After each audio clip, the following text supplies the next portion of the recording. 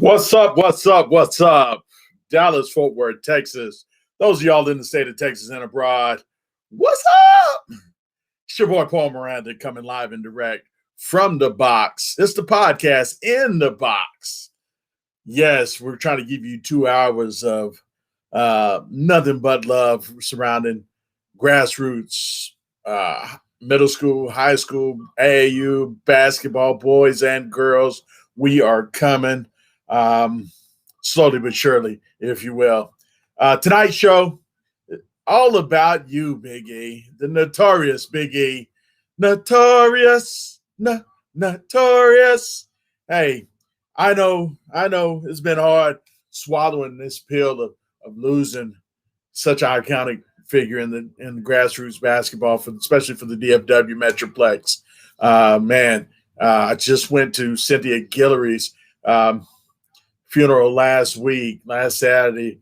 Gut wrenching right there. Oh my goodness, it was hard to go through that. I said some words, man. Took a lot. Never done that before. You imagine that. Mouth of the South, right? Never spoke at a funeral before, and man, I tell you what, I learned that it takes a great amount of courage to stand in front of many people, and because there were a lot of people. That church was packed. Cynthia, packed that thing in, and shout out to Miss Michelle Vonzell, and Vonzell's mother, Miss Vera. Oh my God, great service. Shout out to Todd Shelton, Mr. Dotson, all of the fine people at the church that we were at. Oh my God, we were in the hood, and it wouldn't have been. It's just what Cynthia would have wanted. I'm sure of that. So do want to gave a little silence for Cynthia. One more again, as we like to say, right? And it was tough. This week here, we've got some announcements, if you will, about Big E's homecoming. This weekend is going to be a balloon release celebration Friday, and we'll have some guys coming on talking about that. Tonight's show, like I said, is going to be all about Big E, the legacy that he leaves us with. Talking about many of his fine points in life. We got a lot of guys that are going to, a few guys are going to be in here. A couple, maybe one or two players. We've got a couple of coaches on, man. Matter of fact, let me get to sending that out right quick. That email to those guys out there right fast. And let's hit send right there.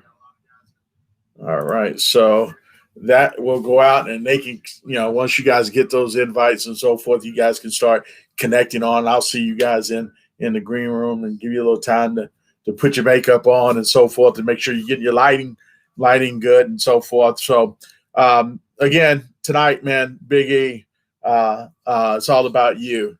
And I want to start off, man, kind of reflecting a little bit on ERVIN Davis and the Real Talk, Paul Miranda.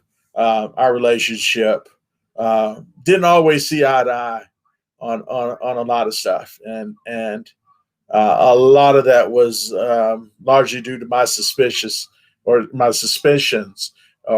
how do you say, my paranoia, feeling sometimes about when I see a group that flock together. You know what I'm saying? Birds of a feather flock together, and I always kind of pinned him into a certain group until around, I think it was around April. And me and him had, this last April, had a real good conversation about his program, the direction that I'm going with my movement, and how, we could definitely, work with each other and help each other. We had a common goal, or knack, if you will, for just wanting to help kids, get into school. And Big E, was definitely someone that, oh, let me open this chat room up. I'm sorry, y'all. Big E was definitely someone that I like to say was on the same page with that. And I, I know when he died last week, and I had a hard time wrapping my mind around the conversation that we were, that we were having, the ongoing conversation that we were having, and it was, it was eerie to see how close, or shall I say, how close our goals really were, and in terms of helping other kids get to school. I can't help but reemphasize that, and of course he made a little money doing this thing, but it really wasn't a whole bunch to make no living off of. Just was just enough to run a program, and for him to do that and put the energy and effort that he did. And don't get me wrong, as we go through this show today, we're going to talk a lot about the people behind the notorious Big E. Yeah, it wasn't just him. He had a lot of help. One of them right now, right on cue, man. I don't think Big E's, Dallas Showtime doesn't, go, stay. How do I want to say this? What's the fad? You got to stay with the Joneses. You got to keep up with the Joneses, right? You got to have people that's taking you to the next millennium, if you will, right?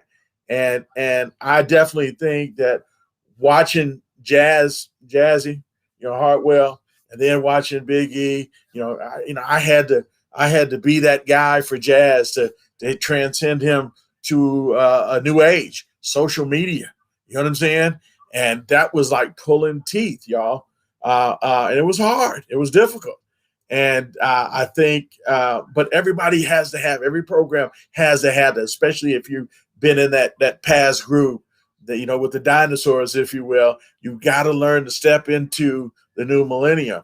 And Big E definitely had his share of guys in his corner that did that. And I want to start by opening up with the man that's in the green room as we speak right now. Let me just go ahead and open this door up, y'all. My man Denoris Carter right now. DC, the man with the plan. Can you hear me? I can hear you, man. What's going on, Coach? All right. There you go. You sound good, man. Man, today was not a bad day for me. It was not a bad day, so I'll take it. I'm a little mad at you right now, man. I'm seeing that towel right there, man. Oh, cool. I went ahead and made sure, I got, we got the reversible, baby. You know what I'm saying? We got the reversible. We working on it. So yeah, we working on it. Don't worry about it. You know what I'm saying? I got 5 on. I got money on that one, man. I need my copy, bro. So Paul, I had it made specifically for and had it ready to rock with you tonight. My boy always had his towel, so God bless. I had to make sure we honor him. That's so good that you said. You just hit something that's on point with, something that I remember Big E about. You guys were fly as hell, on that court. Your kids were I mean.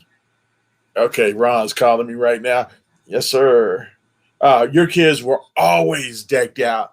You guys are poloed down. You guys rocked it. How much emphasis did Big E place on making sure that y'all look good, man? Because I know that was a big thing with Jazz. How much was that with Big E? He used to always say, being an independent program, he used to always say that he's never going to have a situation where, they feel like they got to go somewhere else to get something better. So you look at the shoes, you look at the uniforms, the clothes. He wanted to make sure that no matter what, we can compete with any of the shoe branded teams based upon gear, and everything else will come together because of how much family emphasis we put on everything and the love that we poured into the kids. So the emphasis on making sure they look good, Well, just this past when we were in Vegas together, Big E was talking about there was a uniform that somebody else designed for one of the other teams. He said, "Man, I don't know why they keep going the wrong way. Just come see me if they want to design a uniform. I'm the best uniform designer in the business right now." So he took a lot of pride into making sure that we look good, from the uniforms to the coaching stuff, to no matter what. I mean, he took a lot of pride in that. And then I even saw your tweet that you had about when they pulled out the Blue Boys in Vegas. I was like, dude, just don't stop. Hard work don't stop. Hard work don't stop. I was like, man, this dude, where they get the blues from? Talk to me about that, man. How'd y'all come up with that? That's all T Shell. T Shell, you know, when his mom passed away, he wanted to make sure he found a way to honor her and her passing. And you know, T Shell, even though he wasn't coaching with the organization, he's always been a big part. I mean, he's just part of the family, you know. So you know, we say family of everything. I mean, T Shell was a member of the family, so we're still gonna be a member of the family. But that design, that whole thing was, he said, I want this color, and everything else was, you know, his mom's name was Aqua. So okay, there you have it. Yep, there you have it. So Mama Aqua.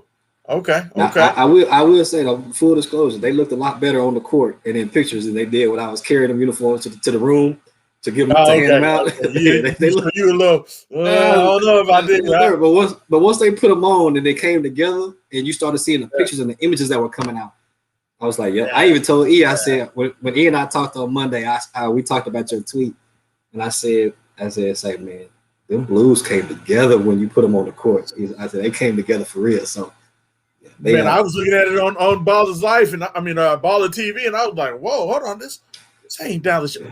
And then I started looking at the players, because, you know, sometimes it'd be hard to see the players on Baller TV, you know, and if it wasn't for Arterio, I would have never known. You know, and you know what the crazy part, that's the key. That was like, we would send a message out like, hey, what color y'all want to wear? Because they had certain, like, you know, I play better in this uniform, or damn, we had 3 people get hurt wearing the red. Yeah. So we're not wearing red. I had to, so like Terry was like, yo, we're gonna wear the blues this game. And it was pretty much unanimous after that. It was like, this is what we doing. Yeah. Man, so, I tell you what, man, the freaky greens. The came out with. Look, I'm I'm mad I never saw the icy whites in actual game mode, because they broke out the white in Indy, and I didn't go to Indy. Okay. So I didn't get to see the icy whites. I ain't gonna lie to you, I was trying to get the white instead of the blue that game. Oh, okay. I don't know if those are the icy whites or not, but I think I saw. Did they have gray in them? Yep. The uniform was white. The lettering was gray. Gray, yes, sir. Okay, I did see that. I like the freaky green, that bright green, man. I was like, oh my goodness, that is on point. What got y'all? What came about? How'd y'all come up with that to where you guys just don't have different kind of uniforms? We just not, you know, like right now, my logo is black and gold. Right now, if I end up changing that black and gold, you know what I'm saying? Yeah. That kind of does that change me who I am? I mean, it don't change. Y'all put any thought process on that? When you have a brand and you have what you're looking for, like the colors and we're not a gang, so the colors don't matter. What matters is the effort and the family environment that we put behind it. So as far as the different color schemes and all that stuff, that is all E. E can be watching an NBA game or a college game and see something, and next thing you know, he's making a phone call to somebody. Like, we have those blue ones that have the sleeves. After Golden State started wearing the sleeve uniforms, right. Biggie liked them. He called Trey with Entourage, like, yo, I need some sleeve uniforms, because we had just won one of Trey's tournaments, and one of the things that you get to, you know, the trophy and all that stuff. But you know, he designed a uniform for you, and that was the design. He wanted those sleeves, so all that really came from the mind of E, man. Just whenever he was. I mean, he don't sleep he sleep during the day. He don't sleep at night. So his mind at middle of the night racing. Yeah. So you wake up, you know, I wake up in the morning, and I might have 20 messages from E just about different stuff that he'd have thought about while he was asleep. So, or while I was sleeping, he was up. Right. That's awesome stuff there. That's awesome, man. How did you ever, let's go to the beginning, man. Where and when did you and Big E first meet? 98, North Texas. I was in North Texas. He was there with CD. And Big E just like he had a Suzu Rodeo. He had a white Suzu Rodeo. some 22s, 24s, and just He he was rolling. And he was just a cool dude, you know. So whenever we, you know, then after our players alpha, and you know, Big E was one of them guys where he was never an alpha, but I couldn't recall a time he ever paid to get into a party because he was just that cool of a dude where he was like, yo, party, you got me? Yeah, come on. He ain't waiting in line. He wasn't. I mean, first of all, if you know E, you know he not really one of the ones that's gonna wait. So he wasn't gonna wait in line, and you know if he had to pay, he would. But he was good people. So he's just in there. How did now? And I don't really know the whole story on how Dallas Hoops and Dallas Showtime ended up putting it all together, because apparently you've seen the whole thing from the very beginning, correct? They founded in 2005. I actually joined in 2006. In 2005, I was with G2S Magic. Okay. So you kind of seen it anyway, though. How did that transition into Dallas Showtime? You know, talk to me what I know we got some other guys that's going to come on that can probably help us out a little bit on that. But from your perspective, you're apparently you're the outside looking in, but you know how we all know what's happening, right? You know what I'm saying? Whether we're in the organization or not. Talk to me about that transition. So first of all, is everybody that's watching the show their family? Because I mean, at the end of the day, some of this, basketball is a political entity, especially when you're looking at Dallas hoops. So, you have, when you think of ERVIN, you think of DeSoto. Right. And so all these different teams had, you had the Mustangs, they had Lincoln, so you had all these different programs that had a school, and Snoop and E are cousins. So it was really designed, and it was built to, we're gonna have something that we have within ourselves. So I know what my kids are doing during the summertime. I have to worry about my kid feeling love from another coach, from Dio or whoever else, and having to leave off. The transition to Dallas Showtime in 2005 came from just the love of saying, like, I want to make sure that my kids are always taken care of. And just that brainchild was Yayo, Big Mo, Snoop, and E. And just coming together and just saying, we want to make sure that we always have our family taken care of.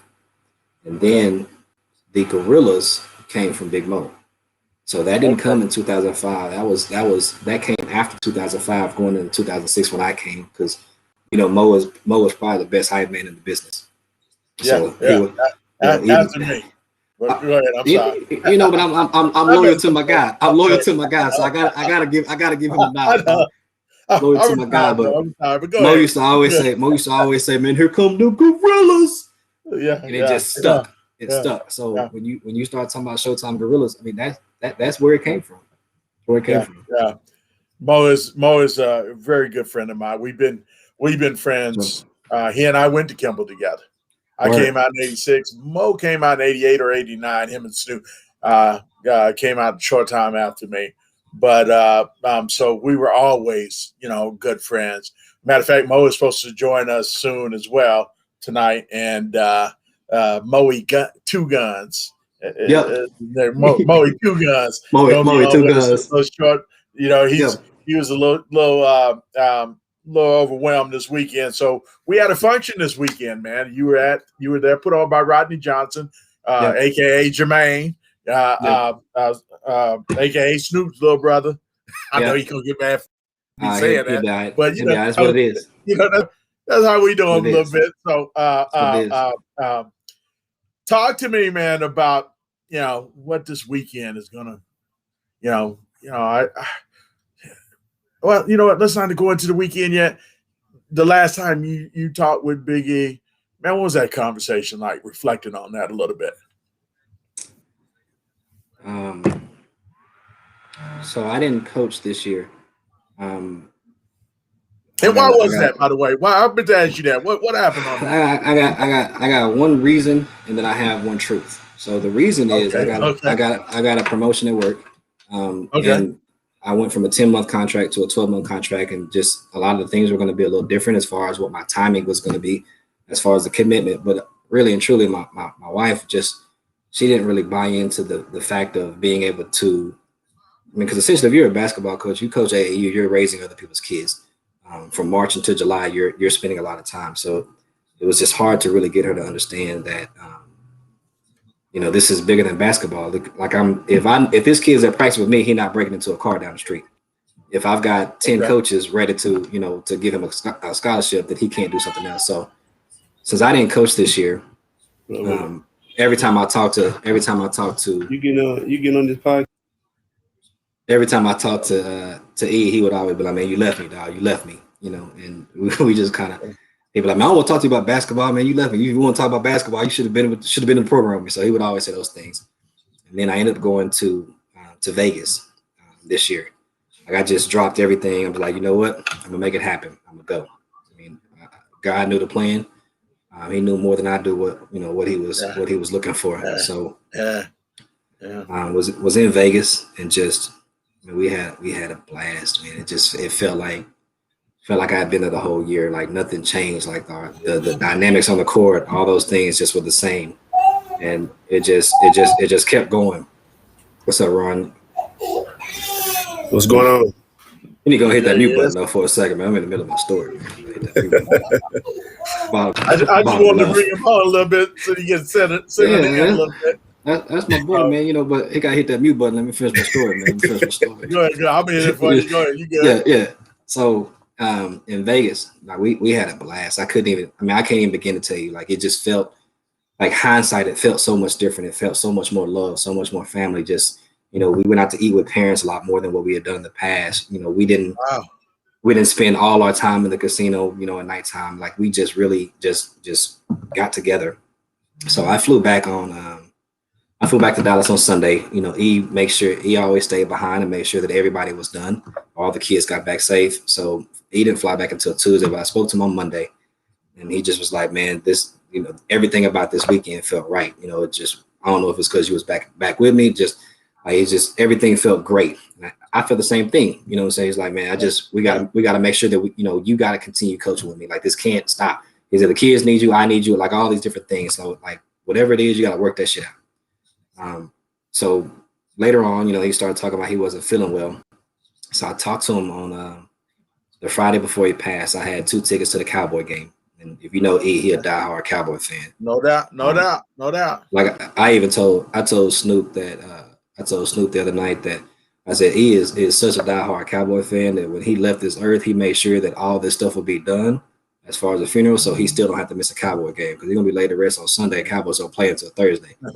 So yes, sir. Yeah. We were supposed to go to my beach house later on at the end of this month, and I told him we were gonna leave on Sunday at 10. And he texted me back. He said, "Say, bro, the Cowboys play at noon, right?" Like, so I said, "Oh, that's cool, man. I got an app on my phone. We can watch the game from my phone." He said, I'm not watching the game from my phone. So like, I don't know what you're gonna do. Yeah, we're not doing that. So I called back in. I extended my block to Monday. He's like, man, I appreciate it because I'm not missing that game. But I talked to him on Friday, and I was like, man, how you feeling? He was like, I'm good. I'm getting better. I'm shake. I'm gonna kick it. I'm gonna shake this stuff. You could tell he was kind of, he was hurting a little bit. So I didn't want to talk to him for long. But I was just like, you got to kick this because I got these tickets to the Cowboy game, and we need to go. So, man, I ain't thinking about that right now, but we're gonna go for sure. I was like, I bet I'm gonna let you go, so you can, get some rest. And that was the last call, man. It hurt. It hurts. Okay, man. Let's introduce the guy that just joined us, and then I got another guy that just popped in the green room, getting all cute over there. I see him. I can't wait to get him on, but Say getting cute. Really, getting cute right now. Yeah, he in there getting cute, fixing his beard and all that. He gotta, you know how them big bro, how his big bros are, man. We got to get out fresh and everything, man. Kimble Knights always stay fly where, in my era anyway. So, Ron McNeely, my man, talk to me, man. What's going on with you, brother? What's going on with you this evening, man? Same old, trying to keep it together. Wanted to come on and show my support and honor my big brother. Yes, sir. Talk to me a little bit, man. Give me the skinny on how you got involved originally with Dallas SHOWTYME, Big E. Well, I've been knowing E since '99. We met at UNT, and you know, he was always behind the bench. And I knew Chris from high school. We played a couple times in high school, but he would wear this little plaid T-shirt or this plaid collared shirt buttoned down, and they would give him a stat sheet all the time. And I just kind of wanted to know who that guy was. They keep giving him a sheet like he's important, but he ain't on the coaching staff. Right. We, me and Carter would throw parties with our fraternity, and they would occasionally show up, and I would see this same guy. And I knew the Hoopers, you know, Chris and some of those guys, so we let him in for free. But fast forward to, you know, once we all graduated and got into basketball, me and Carter have been a part of up and coming program, trying to make some noise, and it was kind of hard to get our hands on some elite talent. So we ran into Big E, and he definitely wanted us to come on. Carter joined before I did, and I came on about a year or two later. I'm going to tell the truth. I had to bribe you. I had to give you 2 shirts. I had to give you 2 shirts for you to say, he had to recruit me. Don't leave that part out. I was he had to recruit me. He had to recruit me, man. So, but it just seemed right. It seemed right at the time. A guy that I knew from school, and you know, also being part of one of the, you know, most dominant programs, not only in the state but in the country. I wanted to be a part of something like that. So we linked up, man, and then we took off from there. Okay. Your fondest memory, you know, you and Big E through this whole process right now. I know you got many of them, but PG, as close to PG as possible. Come with it. Carter gonna laugh at this one. It's probably when me and E got into it on the bus on the way to Kansas. Got into it. Yeah, that was probably when I realized some stuff you just couldn't say to him. Yeah, okay. I think I shut up for the rest of the trip, probably like another 4 or 5 hours. Yeah. I kept picking on him about he wasn't from Kimball. He wasn't a Kimball Knight because he went to ERVIN Nimitz for a while. Yeah. You know, and I work in ERVIN, so I kept telling him, man, you're an ERVIN dude. You from ERVIN. And he kept saying, man, I'm from Oak Cliff, Big Mo, and I'm from Oak Cliff, Big Mo, right. And I just kept going back and forth. And he started getting serious, but I didn't know he was getting serious. I was still playing. But that's when I realized you don't challenge somebody's hood card. You from Oak Cliff, leave it alone. So I sat back, went to sleep for the rest of the trip. We had to tell my dude, man, you can get off the bus. We pulled over to the Loves, all the kids, got everybody off the bus. And Snoop said, Ron, you can get off the bus, man. He ain't gonna do nothing, dog. Just get off the bus, man. You want me to get you some snacks? I give you some snacks, man. Hey, all right. So, you know, I'm Twitter man, and I have beefs, and me and Big E had a couple of them on Twitter. And I remember one time saying, bruh, I don't even remember you at Kimball, man. I know Big Mo at Kimball before I know you. Hey, man, y'all, serious talk. That joker texts me, he texts me, say, man, answer the phone. And I answered the phone. He said, bro, don't you never question me about me being at Kimball. I was like, what? I said, man, we just playing. But, hey, man, did you go to Kimball for real, dude? he was all right. He said, man, I never again did it. I never again said that. So I didn't know if that was a thing, dude. You know, and I'm just now listening to you say that, and I know that's a thing for real. I'm like, snap. He really was pissed behind that. So okay. Wow. And I kept going. I think I kept going for like 20 more minutes. Big Mo kept giving me a look like, dog, you might want to be quiet. But I was brand new. So I didn't know. I was like, whatever, he probably playing around. Big Mo was like this. That's crazy. Hey, there were 2 things that you cannot joke around. You cannot joke around with Big E about 2 things. He was saying he wasn't from Oak Cliff, or he wasn't a Kimball nigga, or Kimball dude. I'm sorry, and that he was a big man. Big E will tell you he a guard. He a 2 or 3, whichever one. If you try to put me on that box, I'm not a big man. Don't do me like that. So them the 2 things that he's like. Everybody wanted to put me on. They wanted to milk me and put me on the box. I shoot. I can handle it. Like them the 2 things. If you say them 2, it was over. It was a bad conversation. And no fat jokes.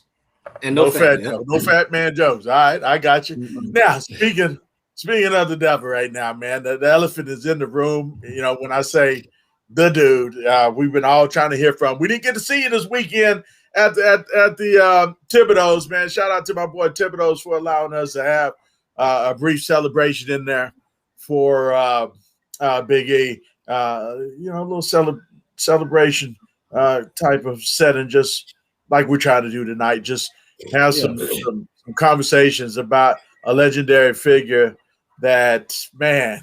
And I want to reiterate this again, DC. I know you heard me say this, and Ron, you heard me say this the other day. I was at Cynthia's Guillory's funeral the other day, and a guy named Lee Dotson came up there and was talking about paths crossing, and gave a beautiful analogy of how paths cross, and you never realize that you might have been touched by an angel of some sort.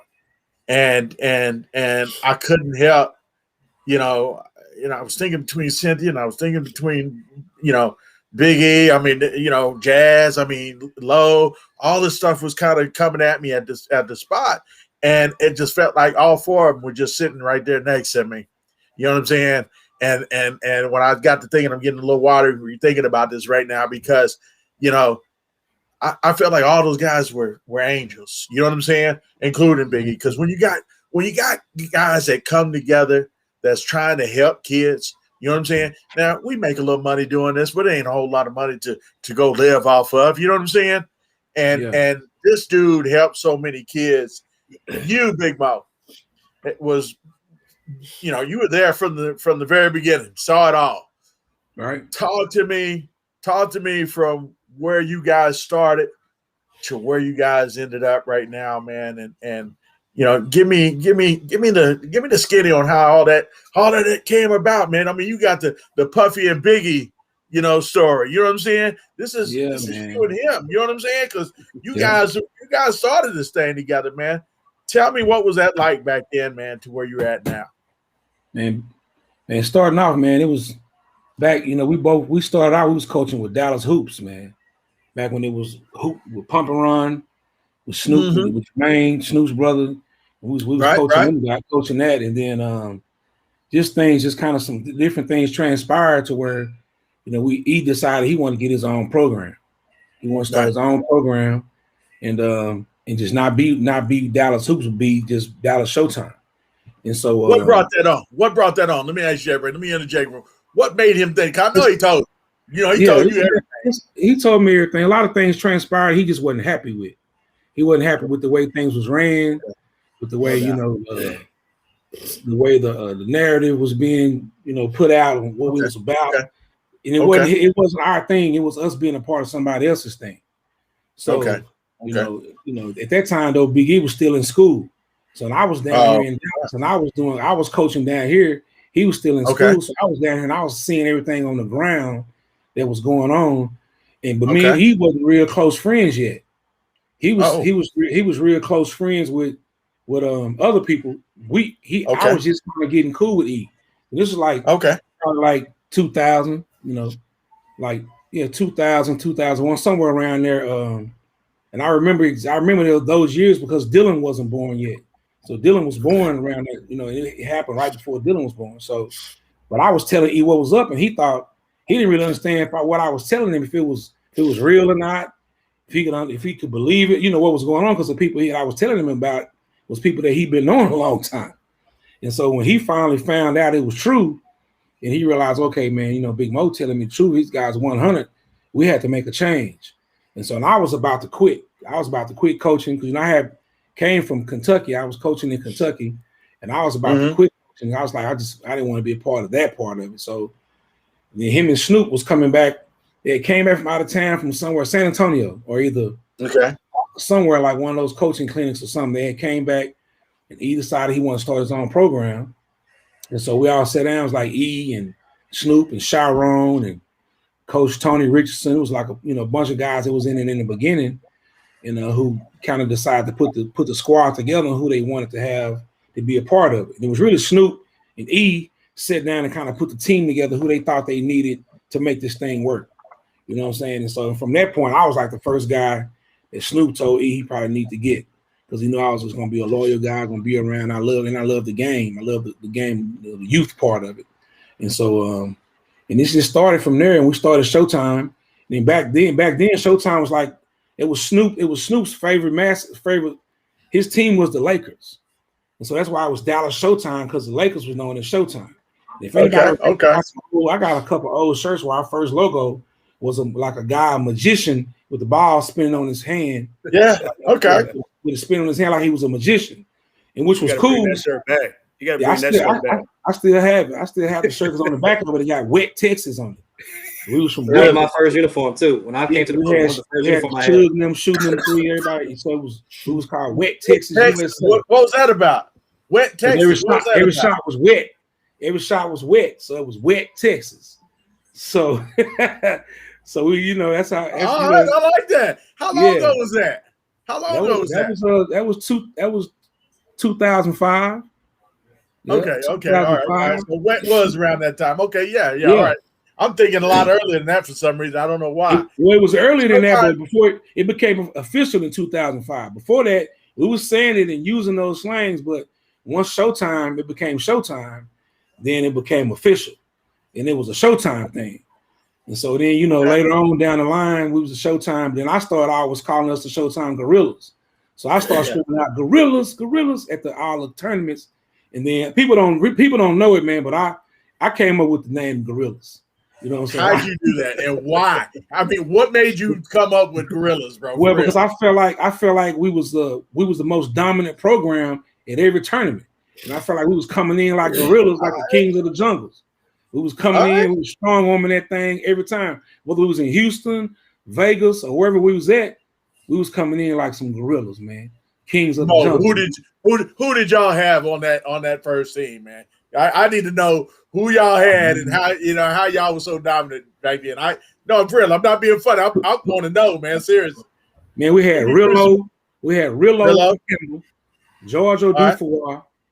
I remember Dufour. Justin Mason. Okay. Mason. All right.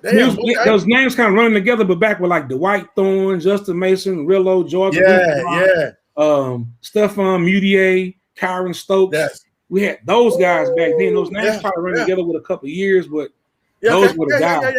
But those were the early guys. When we first really came out to be like the Gorillas was when we kind of the year before Jalen Jones, Jerry Young, and all those guys.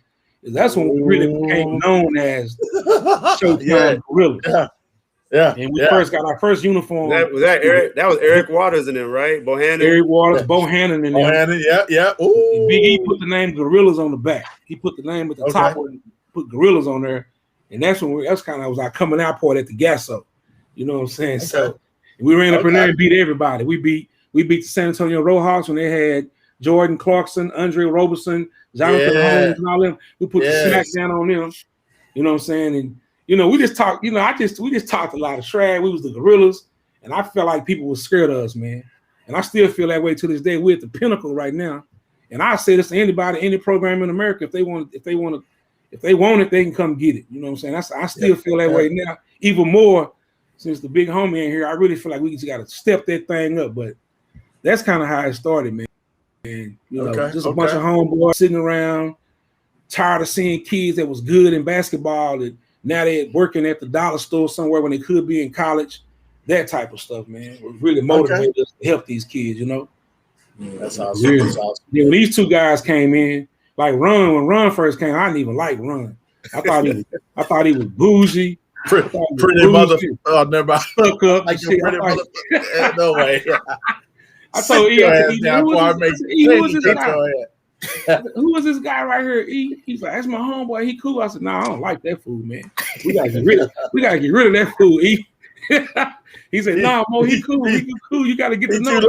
He too light to be. He too light scared to be a gorilla. He turned out to be. I know how y'all do us. He tried to be my dog, though. He tried to be my dog for real, man. We be falling out, arguing about stuff. Well, all of us do, man. All of us and fell out. That's how come we're so tight. If we weren't so tight, we probably wouldn't fall out and argue because we wouldn't care. No doubt.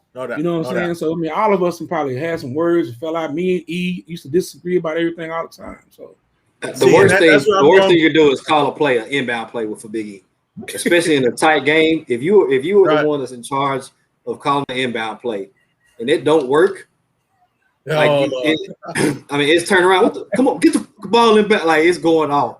That came back to bite us in Indianapolis though. We had the ball. We had the ball more with 2 seconds, right? Yeah. Ball with 2 seconds in Indianapolis and had an inbound play, and see, we didn't execute that mug. We should. Yeah, got it to the person you want to get it to. We just missed the shot. Yeah. Yeah. But you caught it right. That's probably one. That's probably one of the toughest jobs being over the inbound plays. That and in charge of on defense, how are we gonna defend the pick and roll? Like if you're not gonna like them two right there, like those are ease. Like he said, man, I got offense. I don't need y'all to do nothing with this. I got it.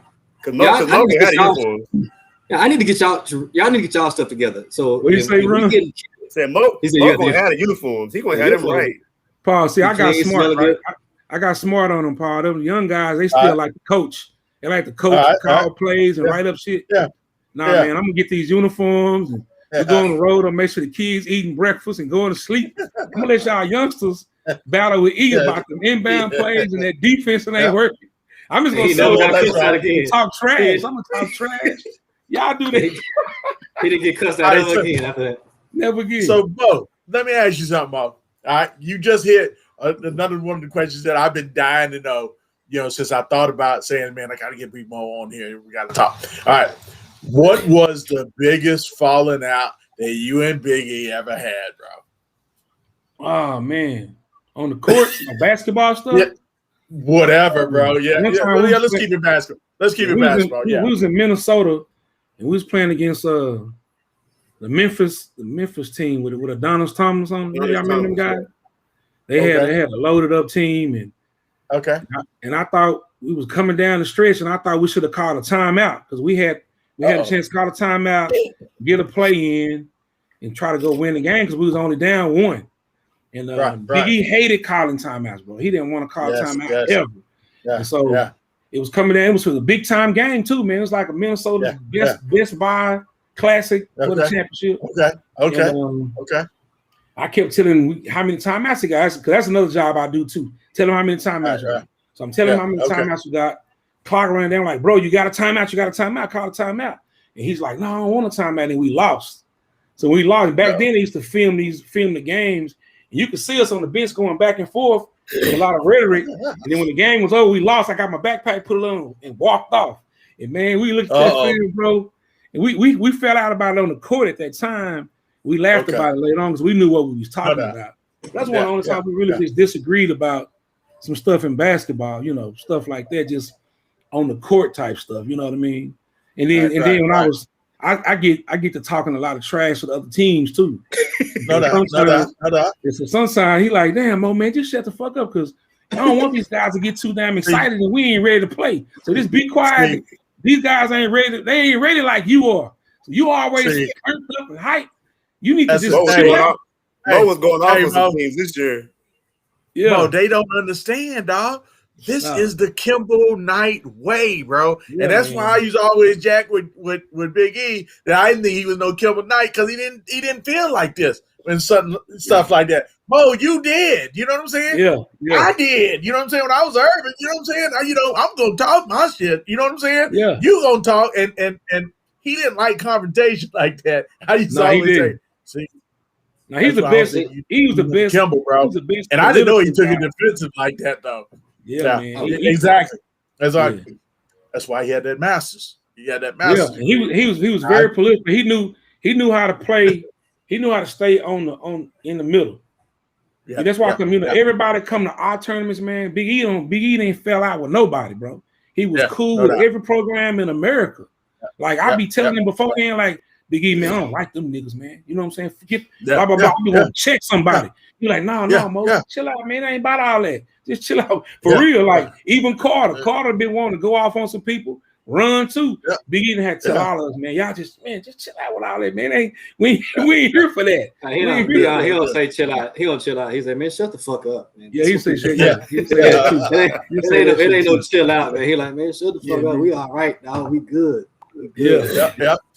Hey, with that said, Carter, I used to always see you as, you know, and I don't know if it's because you got your glasses on that making me push you towards this route or not, but you're the computer geek of the group. I won't say geek, but you're the computer guy of the group. And I used to always see you arguing every now and then with him about some. Is that analytics that you were trying to get to him, or what? You know, how was that? You know, you were trying to integrate him into the new way of coaching. Now, I was assuming. You know what I'm saying? Talk to me. What were some of those conversations like? Cause I seen him get his high pitched voice on your ass, you know, a couple times. Yeah. Regardless, talk to me about that. You gotta remember that he has coached Division I basketball before, so he had the analytics side down. That was no thing for him. So like, a lot of our conversations were like the way this family worked, man. Like during the game, when that whistle was going on, and we in between the cues in between those lines, and we on the side, like it's whatever said is said. But as soon as the game was over, win, lose, or draw, we all giving each other a hug. So yeah. Some of that stuff was like we might, you know, these are the fouls we got. This is, hey man, we really ain't. This nigga stealing some minutes. Like he got too many minutes right now because he got 2 rebounds for the game. Where BJ France at 5'8" got 6. Like we stealing some minutes type of deal. You know what I'm saying? So it was those type of conversations. But like as far as the computer side, I mean that really just came from all the back end work of trying to run the Showtime Classic. When we first started with the Classic, man, we was working on. We would sit up over somebody's house all night long with an Excel spreadsheet or with a piece of paper, and doing all that stuff. So I don't like I think my handwriting is. I mean, I write like a dude. My handwriting is terrible, so I hate writing. Okay. So I'm on a computer because I don't want to write. So even when I was in the classroom teaching, all my lesson plans came off of a PowerPoint because I didn't want to write anything down. I didn't want to write on the board. So the computer piece just came more so from that. But after every single game, if you had stats, because sometimes we would take a stats on the computer, but before we had computer, man, we had remember we had them clipboards and we had them stat sheets. So Mo had shots. Mo had all the shots, free throws, twos, free all that stuff, and I had everything else, steals, turnovers. So at halftime, like he's looking at everything at all times. He may not say anything at that moment, but he's looking, he's internalizing. And then as soon as the game is over with, the first thing he says is like, it got to the point, as soon as the game's over, you just go ahead and hand him your clipboard or you hand him the iPad because you know that that's what he wants to see. He wants to see what happened, who stole minutes, who was effective, and all those different things. Because especially if we lose, because if we lose and you wasn't effective, I mean, you're going to know that. Who had 0 rebounds? Oh, man, his favorite thing to say, he said, me and you had the same amount of rebounds. I like that. He'd tell you the minute he said, my mama got the same amount of rebounds as you do. She did. He would hit you with all type of stuff, man. But then as soon as like after a pregame or post-game speech, let's say we lost, won, whatever, but he don't like the way we played. E is going to go off. Like I know you've seen. Matter of fact, you on that video when him and Terrio was, and we won that game. But he like, no, you listen to me. But then as soon as he finishes talking, he's mad. But then as soon as he finished, you get that smile that he had again. You get that smile back, and then you like, I mean, let's stack it up, man. We good. Yeah, he didn't hold no grudge. He didn't hold no grudge. So even if he told you something you did wrong in that post game speech, later on that night, you and him had a personal one-on-one conversation to build you back up. You know what I'm saying? In case he broke you down, he's going to build you back up. So in between those lines, it was war. I mean, I'm trying to tell you, man, we done yelled at each other, cussed each other, and everything else. But as soon as that game was over with, no matter what the outcome was, it was all love and it was all hugs. And we talk on a regular basis, go eat on a regular basis. I mean, this Showtime brand is not just from March and through July. Like I see these guys all the time. Like we on the phone all the time. Like it ain't just now. Once Vegas ended, we took about a week. We took about a week or two off. Big Mo said, "Look, I gotta spend time with my wife. I'm gonna take a month off." So Mo gonna take that month of August off. But as soon as that's over with, and it's time to get back in the gym, or it's time to start going watching games, or let's just go eat and let's go talk. Like we always right back there with each other, no matter what. Awesome. I like that, man. Ron, you got any other than the bus ride? You got any, on the bench altercations with Big E that you reflecting on a little bit that you want to share? Man, it's so much, man. I mean, I know one Mo talking about timeouts. I think this was one year we went. I think it's just me and E.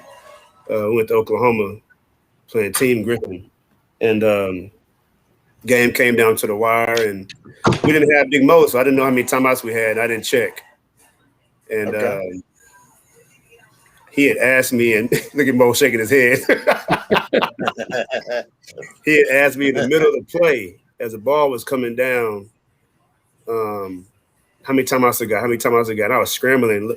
I think I might have had an iPad in my hand. I was scrambling, trying to look. I didn't even think about it. It was on the board. And by the time I found out, we already took a shot. And I think my dumb ass might have said, I think I said we got one. He was like, well, shit, coach, it's too late now. He said, you better than that. You got to be better than that. I know you better than that. So that right there. I owe that one to Moto. He should have been there. I think that's when he was coach. I think that's when he was coaching Dylan though. I think he had. Yeah, man. Okay. But yeah, that's one of many. But other than Vegas, y'all, what was as a staff, man? I think that what was the biggest tournament that you guys when you guys put your schedule together? The most anticipated tournament that you guys collectively with Big E really wanted to to be ready for? What would that tournament be that every year, the classic? Other than well, other than classic. You look at Vegas is fun, but prepare for on that. But I don't think even the preparation though, Paul. Like the classic was more like you've been to the hospitality suite. That ain't just about us, yes. Like he really, like Mo said earlier, he ain't fell out with nobody. He genuinely cared about and loved everybody. So when you look up, I was watching through some videos earlier today, man, and ERVIN and Impact was arguing about they were gonna play the next day, and I think Impact might have beat ERVIN or time before, whatever. And he was doing what he do. He was instigating, being petty.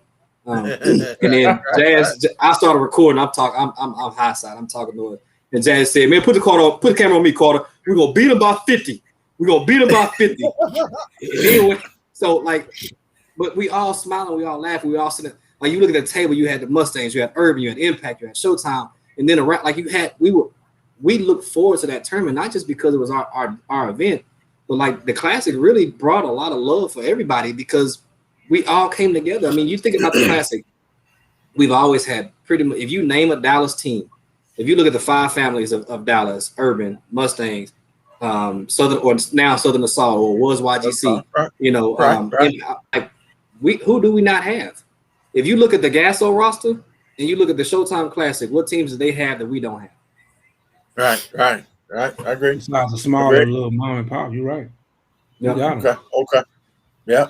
I love that, man. I always look Classic forward Showtime Classic is big, man. It's big. Yeah. And as far as like early years, we used to always look forward to the Gasso in Denton. Yeah. That was the one. We always wanted to go down there and try to win that one in Denton when the Gasso was still out there. At the campus. At the campus. It was at North Texas. Yeah. He used to play in the pit. He used to play in the pit. That was one of the ones we used to always want to play and always try to win all the time in the early years. And then later on, like you say, the Classic is so tough and so competitive. And it's like, it's Showtime Classic is, man, it's a jungle, bro. You know what I'm saying? Yeah. When we first started that Friday night. That's what I always thought y'all should have named the Classic, the jungle. Yeah. And I kept trying to tweet it out like that. Y'all never took the hint, but I used to always kind of change it into the jungle. I thought y'all said at first it was called like Showtime Classic, Welcome to the Jungle. Yeah. That's what we used to call it. Exactly. I knew I wasn't making that up. I knew it. I got it from somewhere. No, I got a big old banner out there with the jungle on it. Was the jungle behind it. I still got a big old banner like that. Yeah. I joke, and that's another call I got from man. When you could try to change my name, my tournament is called the Classic, man.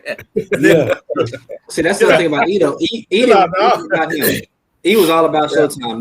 This ain't got nothing to do with me. You don't see his name on anything. Like it always was about Dallas Showtime. Showtime. He would always tell you, "I'm not bigger than Showtime." So hey, so let's talk about the tournament. Let's talk about the image. What was his demeanor about when it concerns to getting stuff right? I know he was a particular about making sure the little things got done. Let's talk about for instance, let's go into the hospitality room. You know, did he really stress that the hospitality room got to be on point, or was it just something he throw out? Yeah, he like to eat more than everybody. Yeah. The hospitality. We always had. If he had to eat, I know he made sure. I know he always made sure that I know guys like myself were up there eating. You know, hey man, get your ass up there and get some of that food, man.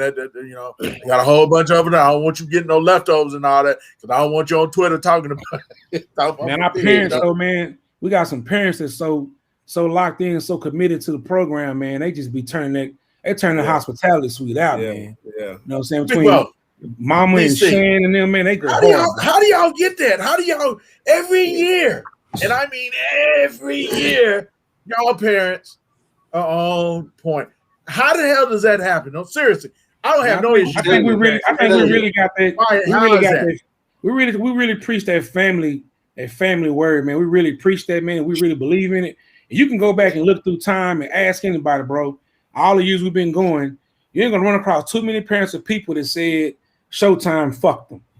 Showtime stole their money. Big E fucked me. Nope, you ain't gonna hear none of that. You ain't gonna hear it. And if you do hear it, it's another side to that story, I promise you. Because man, how long ago did Mr. play for us, Mo? Say, man, we preach that family, honesty. I was just gonna say something about Mr. You know, Mrs. Mama. You know, I talked to her today. She is all in her. So right now, helping with the repast or the celebration on Sunday is Cynthia, Mrs. Mom, and BJ Francis.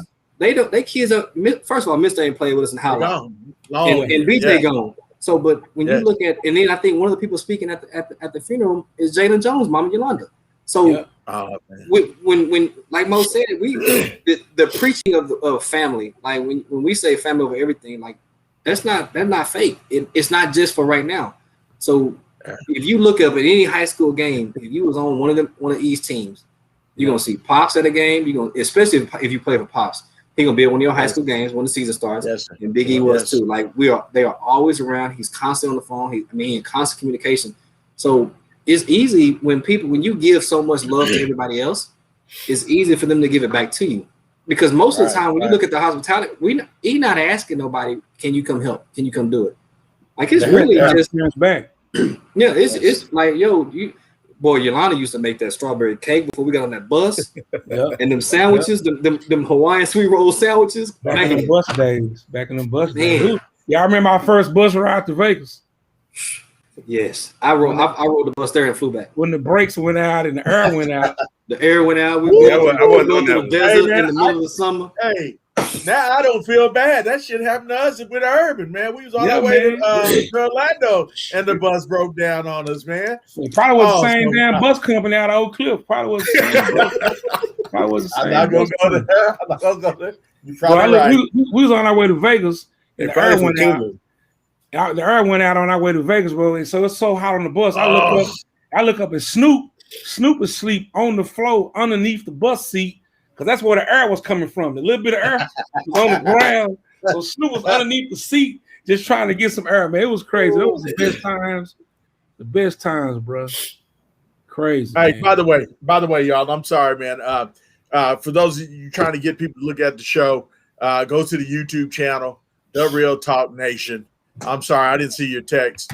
There, I did see Coach Ron came on with the private chat, Daenerys. So if you we got a private chat. If there's something you want to look at on that. So and then they can something you want to say or whatever on the low a little bit and want to know if we can say it. Feel free to use the private chat. The chat room is open on the other side. That's different from our little chat. So I do want to make sure you know that as well. Big E, the life of Big E, man. Man, we just talked about parents. And I'm gonna tell you, man, you guys always have some of the top parents. I've even DJ'd a couple of events for y'all's parents over the past few years, and always had a blast. You know what I'm saying? I can't even think of some of the kids' names and the parents, but I've done like at least 6 or 7 parties for some of you, probably more parties, but different parents, 6 or 7 different parents over the years. So definitely want to thank Big E for that, and Pops. Pops be at all of them too. Matter of fact, Pops was pretty much at all the parties that we were at. So it's crazy. But Vegas, this last trip in Vegas, Daenerys kind of put some stuff out there on how surreal that feeling was. Mo, did you end up going to Vegas too, right? I couldn't make Vegas this year. I had to stay home because I couldn't make it. I bought a ticket and everything. I had a doctor situation where my doctor told me I couldn't travel because I was getting a procedure done on my toe because I had made them other trips and messed my toe up. Just being hard headed, All right. What about you, Ron? Were you able to go? No, we went ahead and threw Carter back in the fire. Okay. wanted him to get some of that. No, I couldn't make it. I was getting cussed out by myself on Vegas, man. It was just we had started. I had to take care of the uniform by myself. I had to take care of I take it back. T. Shelley was present. However, T. Shelley was not present. Like T. Shelley's brother had a speaking engagement in Vegas. Like so it was I remember I asked the referee a question. I got cussed out, man. Leave the fucking referee alone, man. Shit, why y'all want to talk to you, motherfucker? Like I had to he gave me all the cussing I missed throughout the year. He gave it to me all in that weekend. But those were in those lines, and that's what I'm saying about like during that game. That mindset is I don't want to lose. So they talk about how Jordan was as a teammate or how Kobe was a teammate. Like some guys didn't like playing for him because it was so hard on him. But y'all missed his early years. He was a real sore loser, bro. If we would lose, man, he would leave and wouldn't talk to you for about 3 hours. What do you say? Can't nobody be a bigger bitch than me? We was in LA, man, and we lost the game. And one of the kids on the team had a toothache. And so Big E went to him to talk to him, try to put him in the game. And Big E touched him. And he's like, man, don't touch me, man, don't touch me. But he had a toothache. So Big E felt like he was being a whole ass nigga. You know what I'm saying? So, okay, you gonna act like that? All right, forget it. We lost the game. We had 2 big SUVs out there in LA. We lost the game. Big E left by himself, said, Mo, you can put them niggas in the car with you. They ain't ride with me, man. You know what I'm saying? It was crazy. I had to put by. We had Bean and Bohan and them.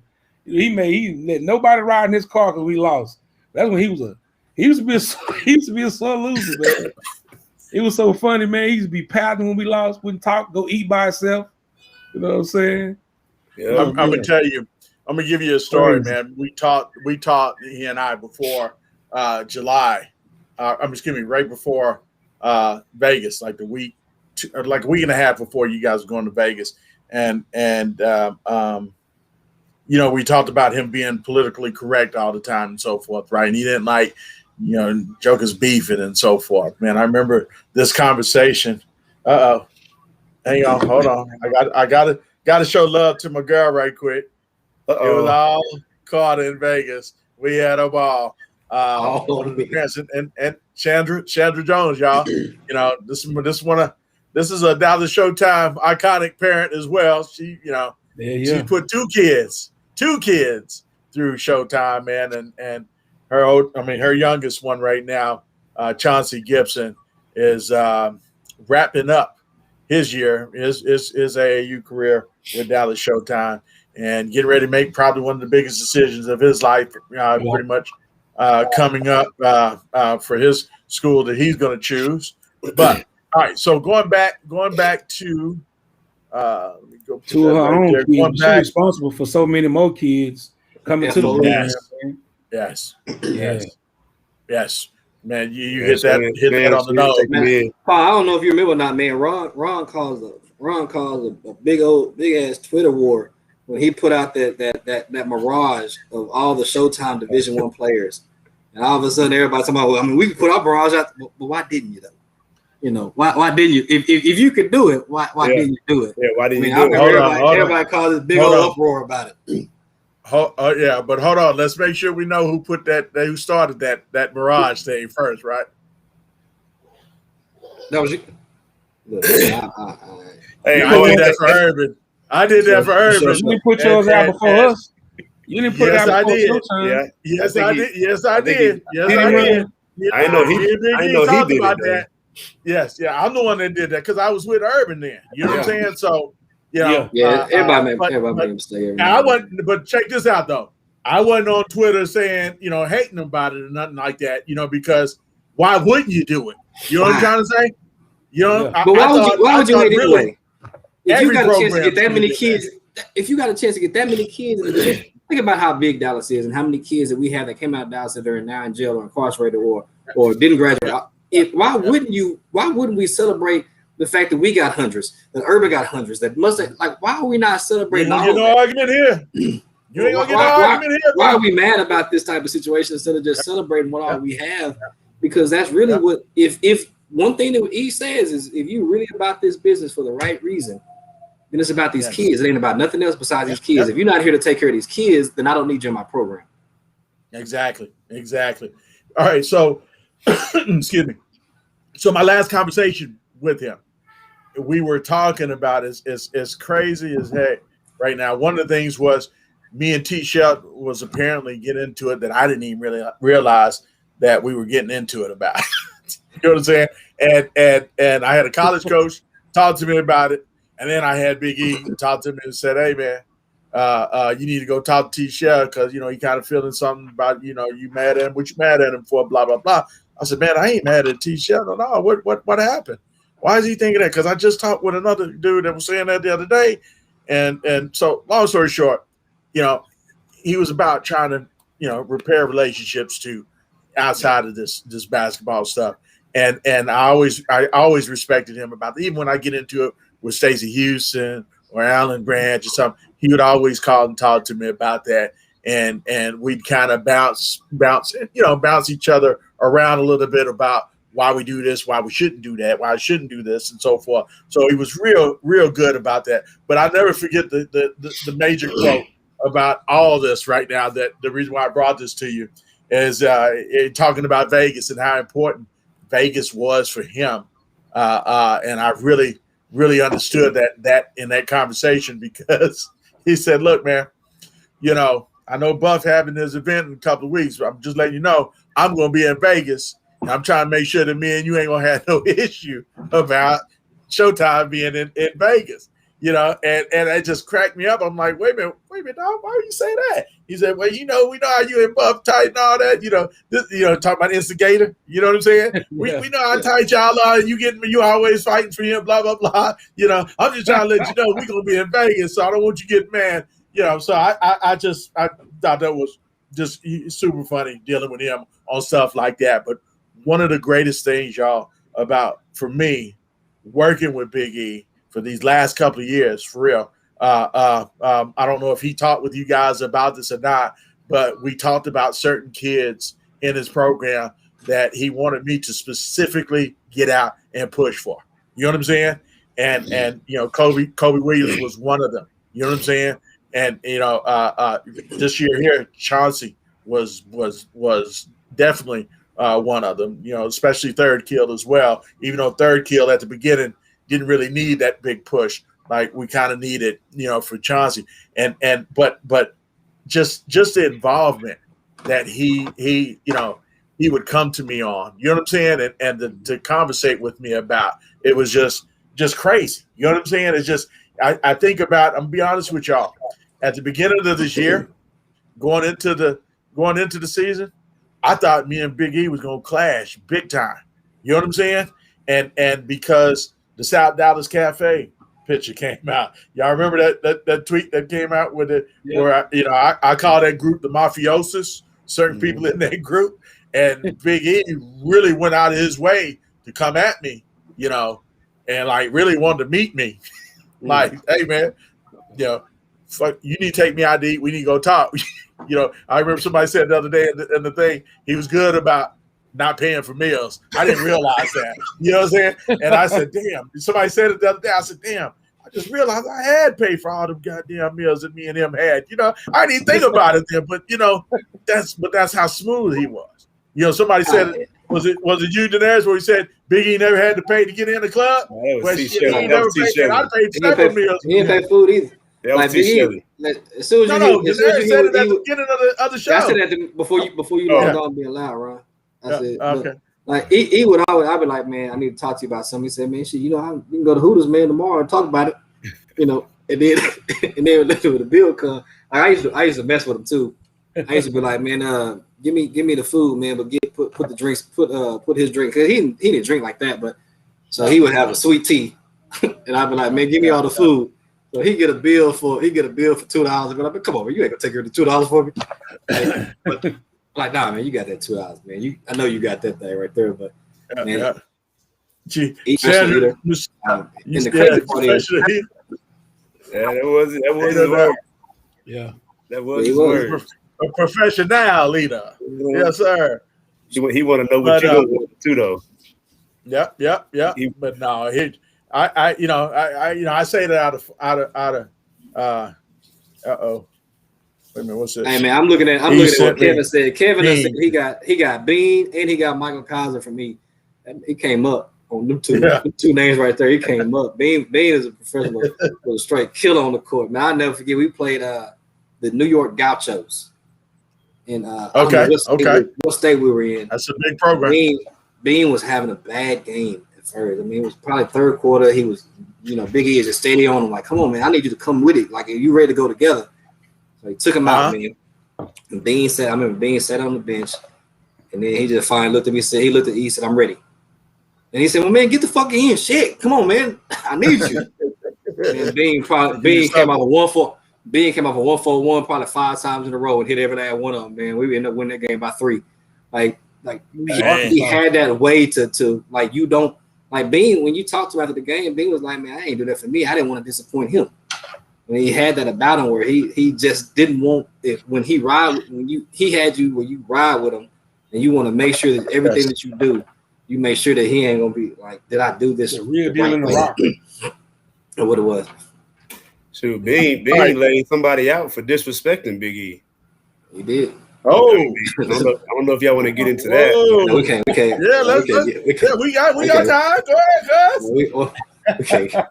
I'm gonna go on mute and let Ron talk about that stuff. I did none. No, we just leave it like that. Bean defended his coach, man. Some kid said something disrespectful, and Bean didn't appreciate it and took it upon himself. And I think the kid learned his lesson. I don't think he ever did it again. I wouldn't. He did. The result to any coach. To any what team coach. was that? What team was that? Oh, what team was that? We're gonna say it's Bean Jr. going to a senior. So you look at the roster on that year. We won't go detail that. We're just gonna say it was the other team. I'm saying the other team. No. What team was that? The other team, the opposing team. I don't remember. Go ahead, Ron. I mean, you I wasn't even on the staff. I think it was just you and Mo. I wasn't on the staff. I just know what happened. It was in Houston. It was in Houston. FO.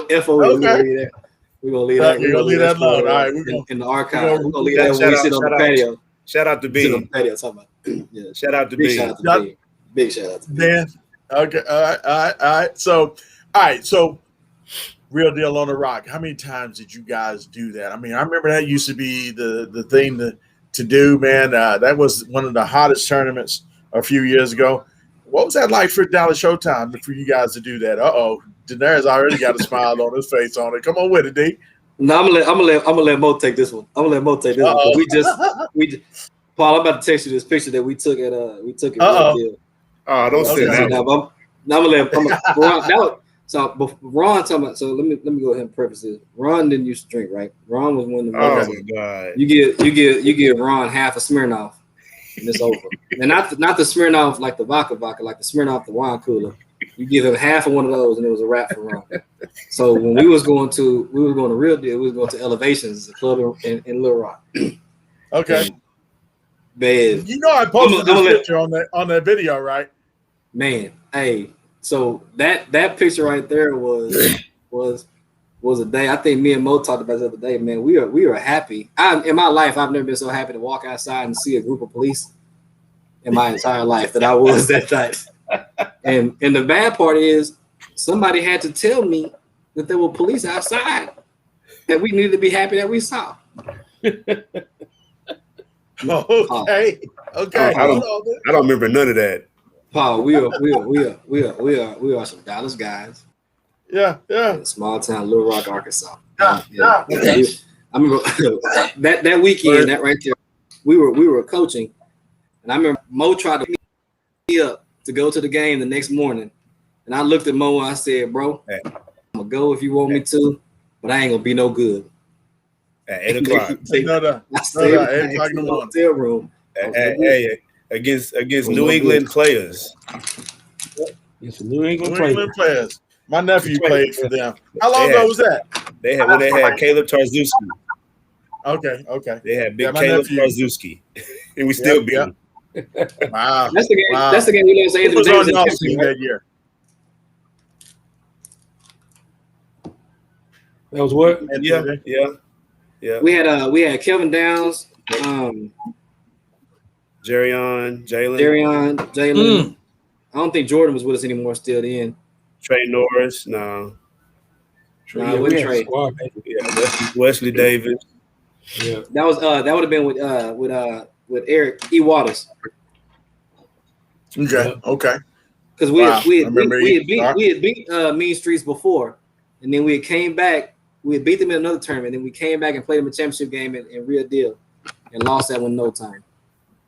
Did y'all go to the Real Deal on the Rock a lot back in them days? I mean, yeah. Or it was on our schedule. It was on our schedule. We actually liked going there. They treated us real well, gave us real tough pool games, and and elevations. He ended up doing a good business with them people out there, man. He had a good relationship with them, so they put us against the toughest people. I don't care if we told them we had 6 people hurt, we still gonna play the hardest team in the tournament. I got murdered every time. But, I got one. And we like the city. We like going to Little Rock. We had fun in Little Rock. Mm-hmm. Like Larry said earlier, man, we was all friends all the time. Like it's nothing for me to be at Denari's house for his kid's birthday and him. We get a lot of time. Not just basketball season, football season. We watch Cowboy games together. So it's really a family type thing. So whenever we travel, I think that's one of the things that created the success of Showtime is that we all like each other. So we all are actually friends. We're not just coaching, and then when it's over with, I don't really like Denari said earlier, after we come back from Vegas, we'd all take a hiatus for about a week or two. I would take a little bit longer because my wife used to swear that we wasn't together no more during basketball season. She was about to get a new husband or something. So I had to come back home, put in work. You know what I'm saying? She always make that joke like, I ain't really in basketball season. I don't know where your daddy at. You know what I'm saying? So, but just to say that we all became friends. Like I said, when Ron first started, I first saw him. I ain't like him. You already said that. You said that once. He wanted to reiterate it, Ron. Let him. I want to reiterate the but I love the guy now. I love the guy. You know what I'm saying? Denari the same way. Just over Denari's house the other night. So I mean, we all become close family, man. And Big E is probably the only person you'll ever meet that probably got 20 people to say he their best friend. You know what I'm saying? He probably got about 20 people that swear he their best friend, bro, because that's just how he was with everybody. And everybody was like, all of us was like that with him too. I mean, you know what I'm saying? So it's like he really built this thing to a family atmosphere, man. And it was a trip, man. It's a trip. I got a real deal story. Go ahead. Yeah. When I first joined the program, I had brought a team over with me. They was pretty good. I didn't really know what the country looked like. We didn't really our team before didn't really know what the real elite talent looked like. So I told Big E and Mo, I said, hey, I got, and they knew the team. I said, I want to play against the best. I said, so when we go to Real Deal, put me on the main floor. He said, you sure about that? I was like, yeah, and I had, you know, we had Keith Frazier. He was an 8th grader at the time, playing with some 17s, and you know, some other couple of kids that were good Division II guys at the time, or it ended up being that way. Okay. So we excited about the real deal. We got Showtime on our chest now. We feeling like we ready. So we get a main game on the main floor, and it's against Grassroots Canada. Okay. So I don't know who they are. Big Mo, Yeah. They didn't tell me who they were. So I'm like, we played Grassroots Canada. We show up at the gym at the Arkansas Little Rock main floor, and they got reversible jerseys on. And I'm like, oh, we finna kill them. Okay. So game start off, man, it's 30-0. And we down. And Big E wasn't there, Mo wasn't there. None of them came to see us play, right? No, we was there. We were sitting in the back of the arena up top. Me and he was there together, sitting in the back of the arena up top. So we was watching. Mo was there too. We was there, bro. Like that 30 piece though. I just found out today. I just found out today that they were there. So so our first bucket came from an 8th grader. Keith hit a backboard shot. It was 30-3. And anyway, we lost by 40. So I called, he called me and asked how we do. And apparently y'all knew. And I just said, we knew up until halftime, Coach. I said, why didn't you tell me? He's like, man, that team was full. They had Tristan Thompson, Corey Joseph, Mike Kabongo. Yeah. And some other kid.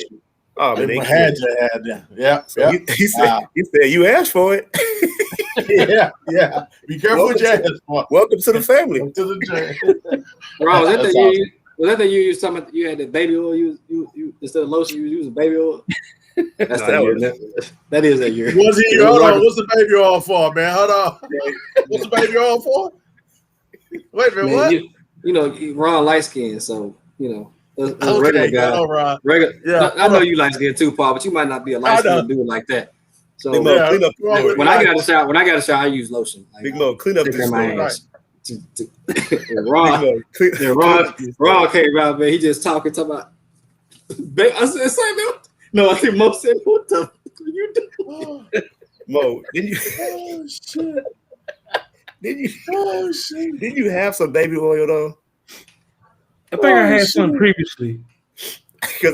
But Mo was always my roommate a lot of times. It's me, Mo, or me, Carter, or Mo Carter, because he gonna have his own room, and a kitchen and a living room by itself.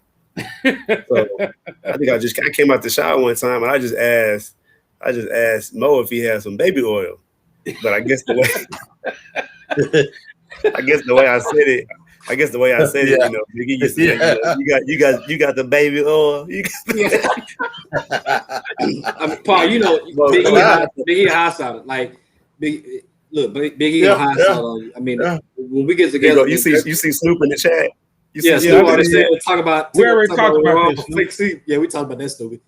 Already about Ron being fake. I even told him that. I said, man, Snoop said, man, I'll go get you something at the store, man, if you don't get off the bus. We told that already, man. So I didn't. But I mean, Snoop, join the chat, Snoop. He about to come over here, Mo. Oh, okay. Yeah, he's supposed to be coming up on here. Yeah. We waiting on him to come on in. I just told him, I said, you guys are on. But dude, wow. Road trips ain't nothing like it, man. When you're on the road, man. Imagine being on the road imagine going on the road with 7 or 8 of your tight homeboys. Imagine that. Yeah. Imagine that. 7, 8, 10 of your friends and some parents that's cool and y'all on the road together, bro. How do we even win games? I don't even know how we win games on the road. But we do. We talking about Shane. Like Shane is family. It's on another level. For sure. We'll go to another level. We had so much fun, man. Give me some of the Hall of Fame parents, man, that I, and I don't know if you guys really want to go off into that or not. Don't want to piss anybody off either. I know they cool and all that, but talk to me. We talked about how great they are with the food and so forth for the tournaments and all that. Talk to me about their recruiting process, man. What goes on with them kind of conversations? Do you have the hey man, my kid ain't getting nothing right now. Y'all need to, blah blah blah. Do you have any of that with you guys? I just usually when I talk to parents or players, one of my pitches is it used to be 80 to 90% of our coaches got college degrees. So we don't just preach basketball. Okay. It's about creating a student athlete, not just a basketball player. So that's kind of what I preach. I know when I first, again, going back to when I first joined, I used to try to steal everybody's player. I was so excited to be a part of the program. I would try to recruit everybody. And Right. I had some bad exchanges with Wes and Mitch Malone, and they had kind of reached out to Big E and told him that, who is this guy? Who is Ron? So he had to call me and sit me down and tell me that ain't how I do it. I don't step on other people's toes. And if the kid is over at the program, let him stay. But if the kid want to come to us, we ain't gonna say no to him. But you don't need to go around trying to steal people's kids. That ain't what we do over here. So, but even on that note, if let's just say, for instance, I had a kid that wants to come over from Urban, he is gonna call Jazzy and say, "Look, this kid contacted me." So there was never a situation where it was going to, like, if we ever received a kid that came from another one of the five families, like, that conversation was had. I mean, that there was a whole bunch of background conversation before that kid was ever blessed to be a part of any of the program. Yeah, he even told some of the kids to think about it over the weekend and call me back. Call me back on Monday or Tuesday. We'll talk about it again. Because some kids, parents get emotional and they try to pull the trigger so early. Big E would kind of give them time to think about it, before they jump ship. But recruiting, man, is to me it's not hard, but it's also, when you're independent program and everybody want to have their hands out and want sneaker deals and they want promises. We had to find different pitches, man. And then one of the pitches, like I said, was our experiences, our careers, and at the same time the FOE, being part of it. Okay. So when I always recruit, I always go for the mentally tough kids. I go for a certain type of mentality. They think if Big E think they good, and I don't think they tough. I mean, I don't think they fit our program. I don't think he can play for you, E, because when he go blow a layup and you cuss his ass up and down, he gonna go tell his mom and daddy, and then they might try to quit or whatever. So it's like a certain type of kid. Like you get a kid like Terrio or Chauncey or Rillo or Bean. Like I seen E cuss Bean out with the game on the line. You know what I'm saying? Then Bean said something back, and then Big E told Denari, I think it was Denari or either Yayo, they was drawing up a play. He told him, fuck it, man, just give him the ball then. Just give him the ball. and then we get ready to break the huddle, and if we lose, I'm gonna beat your ass. Right? That's what he told Bean. He told Bean, if we lose, I'm gonna beat your ass. Bean got the ball, went down and hit a 3-pointer, and we won. So I had a great play. That was me. I had a great play. Now, Bean was getting the ball. Bean was getting the ball in the play that I was drawing up. He was hands down. He was. But Big E said, "Man, fuck that play. Give Bean the ball. Get that shit to him from the very beginning, and you better go fucking score." Yeah. And if you don't, I'm gonna whoop your ass. That was the play. I mean, so it's like a certain type of player have to be. You have to be a certain type of person to play for Showtime, and a certain type of parent. Like our parents is tough. We got parents that's tougher than their kids, bro. I mean, for real. I mean, for real, man. We got parents. Our parents are tough, and they females. They travel, go everywhere we go, and they don't take shit from nobody. There's a reason why you see Shane at the door by herself. Ain't no man around when Shane's at the door collecting money at the Classic. She good by herself. She don't need no help with nobody else. She good. She good. Carter, go ahead, go watch games. We good. We got it. Hey, and if you come to the program and you're not really tough like that, when you leave, you gonna be a killer. Yeah, you'll be a killer. You're gonna see some kids that play for us this year. If they high school, they gonna kill everything. Yeah, they gonna kill everything. So he just the boy trying to call me. I don't know why. Hang on a second, on the show. Who that? All right. That was Nick Smith. Okay. Coach Nick Smith, current Kimball High School coach right now. Talk to me about that relationship, man. let's dive into that Kimball Knight, Dallas Showtime current situation, man. Right. Man, I'm somewhat like alumni, if you will, of Kimball and so forth, and you got question marks here and there about how we doing stuff, and we used to be able to go talk with, Snoop, and not say that we can't go talk to Nick, and I don't want to make it sound like we can't, because we can.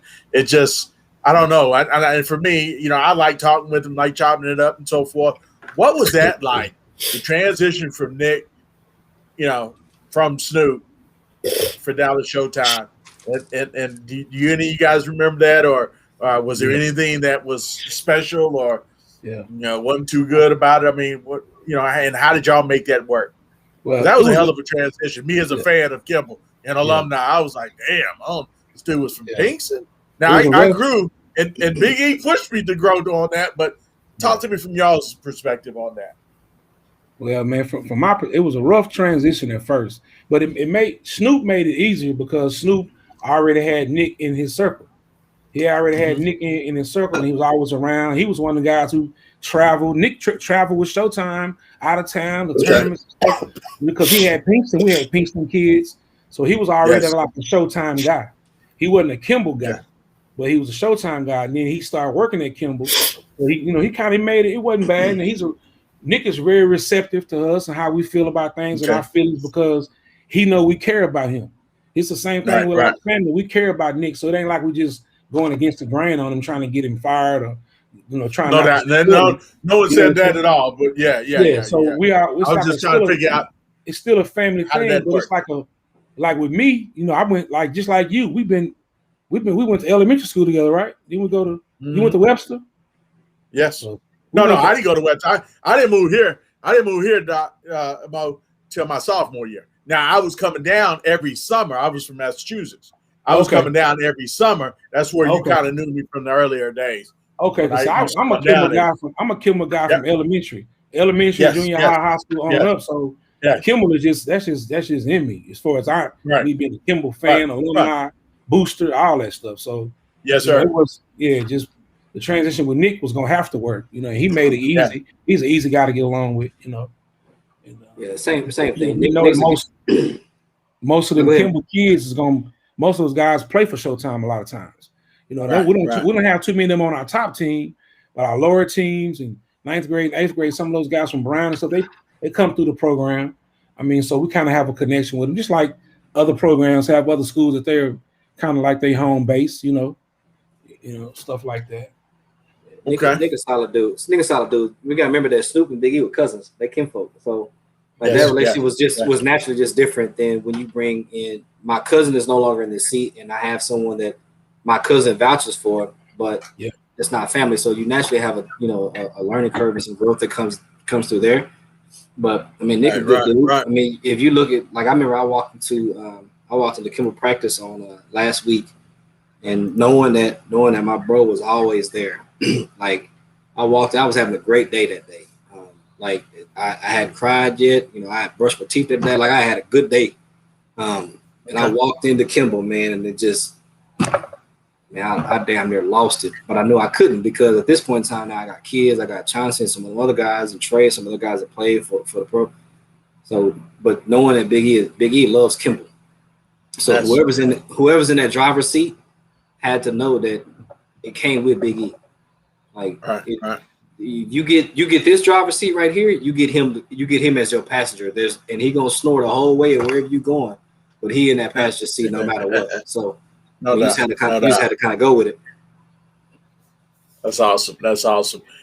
What I guess I'm wondering right now, that transition. Who steps up?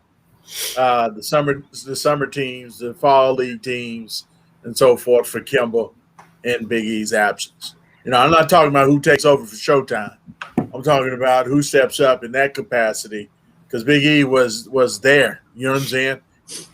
Have you guys talked about that? Anything yet on that yet? Or Paul, we done spent several nights on my patio just laughing and talking.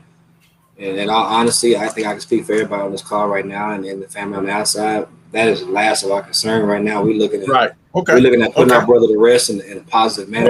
No doubt. And, No doubt. I mean, one thing I can say is that all of us are 1,000% committed to making sure that Big E's legacy stays alive. You know, and the things he's done for grassroots basketball, as well as the love that he had with Kimball.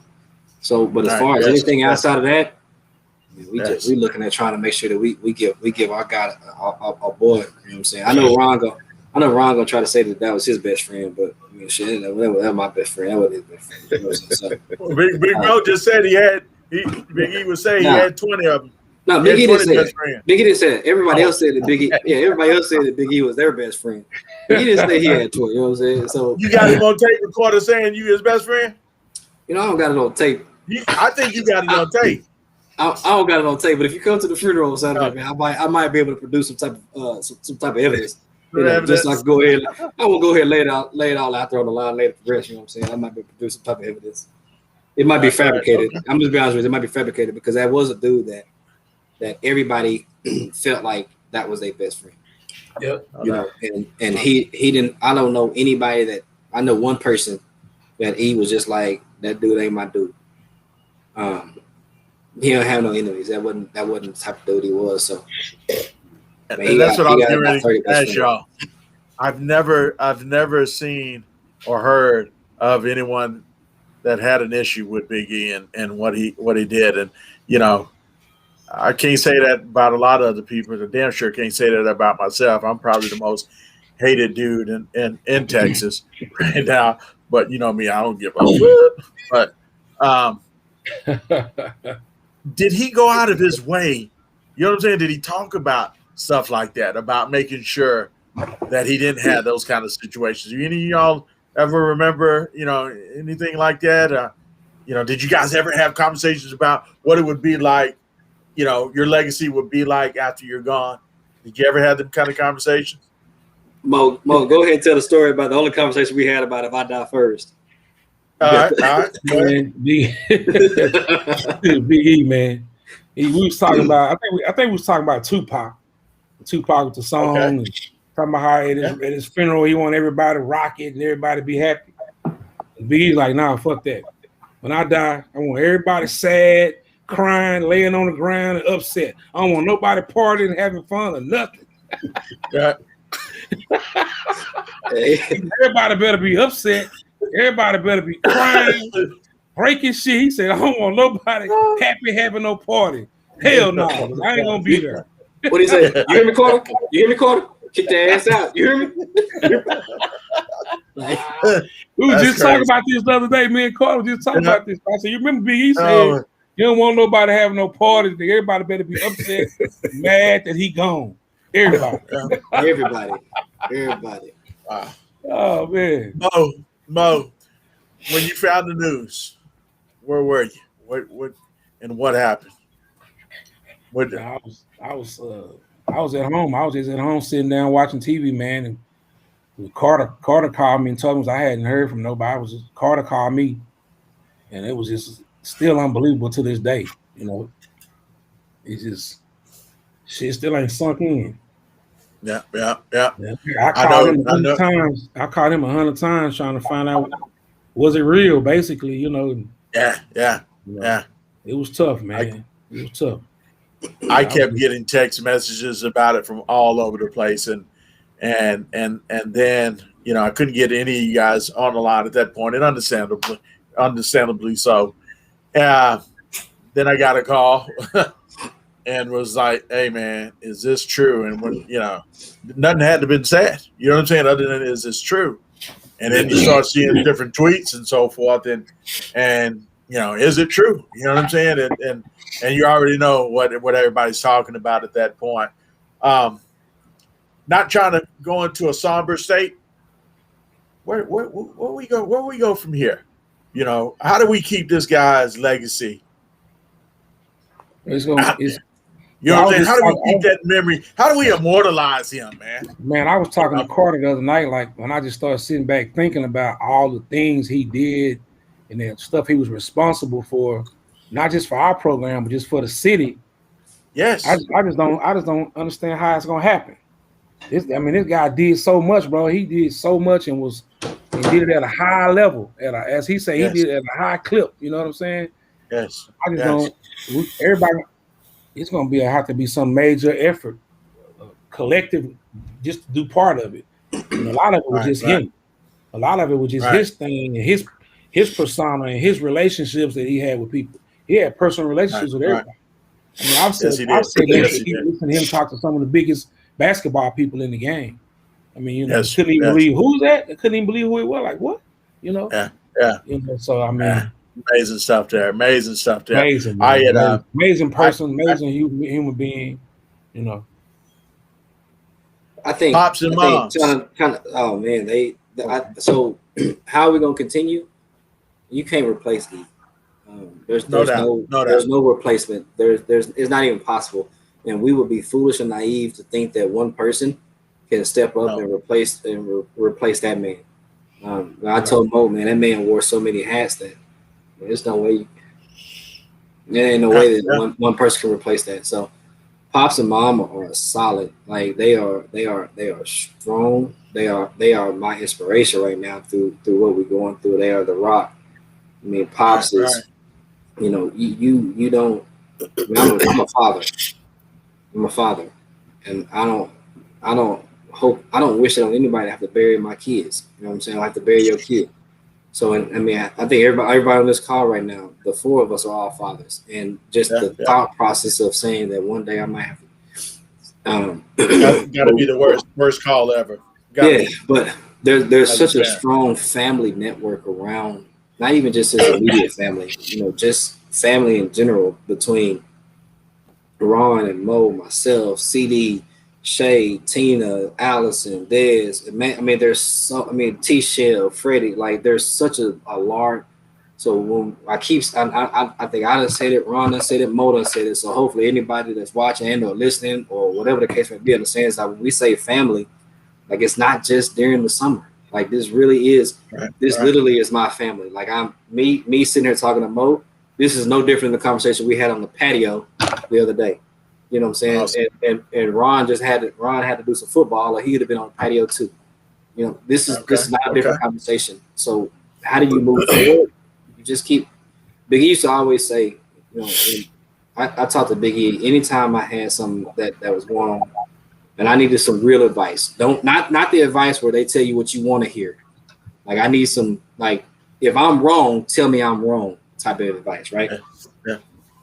So, because E didn't ever tell you what you wanted to hear.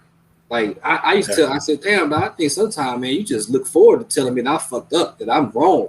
He's like, nah, he said, but you said you're so used to everybody telling you what you want to hear and that you're right. I got to be able to make sure I bring you down and tell you when you're wrong. So, he push the door. He always just said, you know, like it just, he gave that inspiration to keep moving. So he would always say the words. He would be like, I'd be like, he'd give you his advice, and then he hit you with you, look at you, he'd be like, man, fuck it, let's move on, or fuck it, let's move forward. You know, so move forward. You know, what do we do next? We just say fuck it and we move forward, like because he wants to always keep progressing and moving in a positive direction. Come on, Jermaine. Jermaine just came to the house again. When we said family. I got a text message from Jermaine and said, I'm at the house. Man, shit. I said, man, ready to go back? Come on up. I think that's what he had said to me on here. He said DC's. I didn't know who you were talking about at the time, but I was trying to tell him we were on live. But yeah, man, like I said, how do we keep this thing going? I mean, you know, I thought about this on my end, and y'all, I put a tweet out, and you guys saw it on Facebook.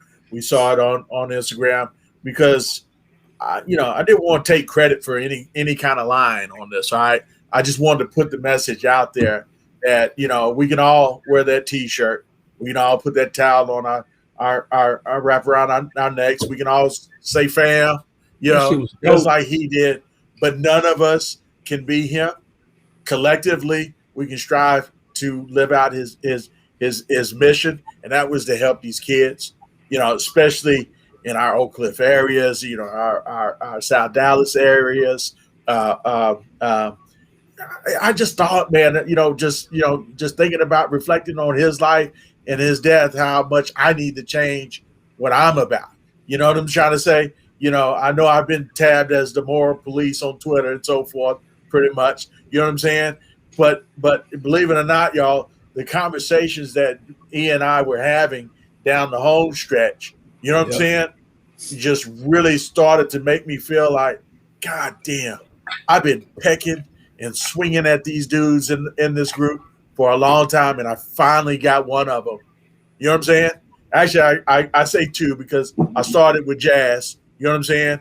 I felt like I turned Jazz enough, and not to say that he needed any kind of turning or anything like that, but I finally realized, if you will, we were on the same path. We was on the same road to accomplishing something that I think a lot of us, when we get in this game, we have bright ideas to try to do, you know what I'm saying? But we don't actually go through with fulfilling because we get certain things that get in the way that kind of, you know, deflect us from our mission and so forth. Big E was about getting us, you know, in front of these kids and helping these kids. And I'm telling you, y'all, and I don't know if he talked with any one of you guys about the relationship this year that me and him were really starting to have with helping some of these kids get these schools to start calling and so forth. Yeah.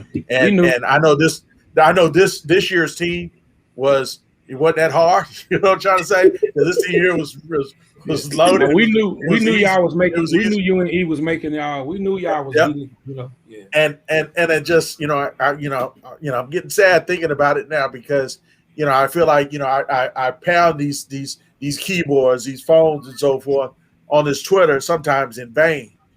And Big E didn't make me feel like, you know what I'm saying, I was doing this in vain. Yeah. And so now I'm saying, God dang. I mean, we lost Jazz, we lost Lowe, another dude that I just felt like I just connected with right this year. Yeah. Now we lost Cynthia. Now we lost, you know, Big E. You know, man, we're you know, these guys are, you know, we're on the movie Life right now, dude. Everybody's turning faded pictures. Guys are fading away right now. You know, who you know is going to help step up into that situation? It ain't going to be just you, Mo. It ain't going to be just you, Daenerys, you, Ron, you know, Snoop. I mean, it's going to take a lot of us, and that's what, you know, E's death is kind of symbolizing to me right now, is to get the message out. You know what I'm saying? To keep working for these kids. Anybody can get paid doing this. You know what I'm saying? Yeah. You know, but the end goal can't be about just making money. You see what I'm saying? And I think Big E was really trying to push that out to everybody, but was having a hard time really coming out with it, if you will. Yeah. You know what I'm trying to say? And so what I'm asking, and you know, and you know, I know what he wanted in that program, and I know you guys do too. You know what I'm saying? Because he you know, I know he beat that into you. You know what I'm saying? He branded you guys with what he wanted done and so forth. You know, I just hope, man, and it's the same as always, man. You know, when people pass, that first couple of weeks, first probably a couple of months, you know, he's still fresh on our mind. We got to find some kind of way, y'all, to months down the road, years down the road, to find a way to keep this guy immortalized, man, to keep his name still in the game. And so, you know, I wanted to leave you guys with that to let you know, hey, man, look, I know you guys are hurting. You know what I'm saying? Hell, I'm hurting too. God don't make no mistakes. You know what I'm saying? He took what I like to say, an angel from us. You only get a certain amount of time to walk with an angel, man. You know what I'm saying? And he was that kind of dude, dog. I mean, God gives us these tools for a little while. You know what I'm saying? They got to go away every now and then. You know, and just, you know, all I'm saying is, man, we all got to find a way to keep that guy alive. You know, and so I'm saying this to you guys because, you know, I know you guys were his guys, and I'm so thankful that you guys came on. I just hope that the three of you guys find a way to keep his name burning. It ain't just three though, Paul. No, I know that. I'm just saying, but it started. You got the three musketeers. He was the fourth. Yeah, when I say that, musketeers, right? it's more than that. It's a whole family. Like we are a family. Like I promise you, I'm on the text message with 17 other coaches that's all feeling the exact same way. Like it's a family for real. So we might be the three that that you see more often. Yeah. But when I say that the commitment of Dallas Showtime to ensure that Big E legacy continues, and we gotta remember, Pops ain't even on here cussing at you right now.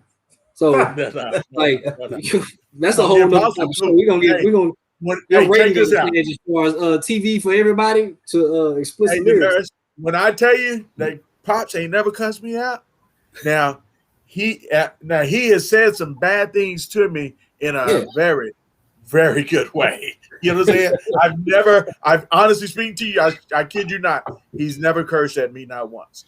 But he has gotten my ass a couple of times about, some of his kids getting some love, you know what I'm saying? And why we're doing what we need to be doing and why we're doing it. And I said, him and Big E once said to me recently, get back to doing what you started this for.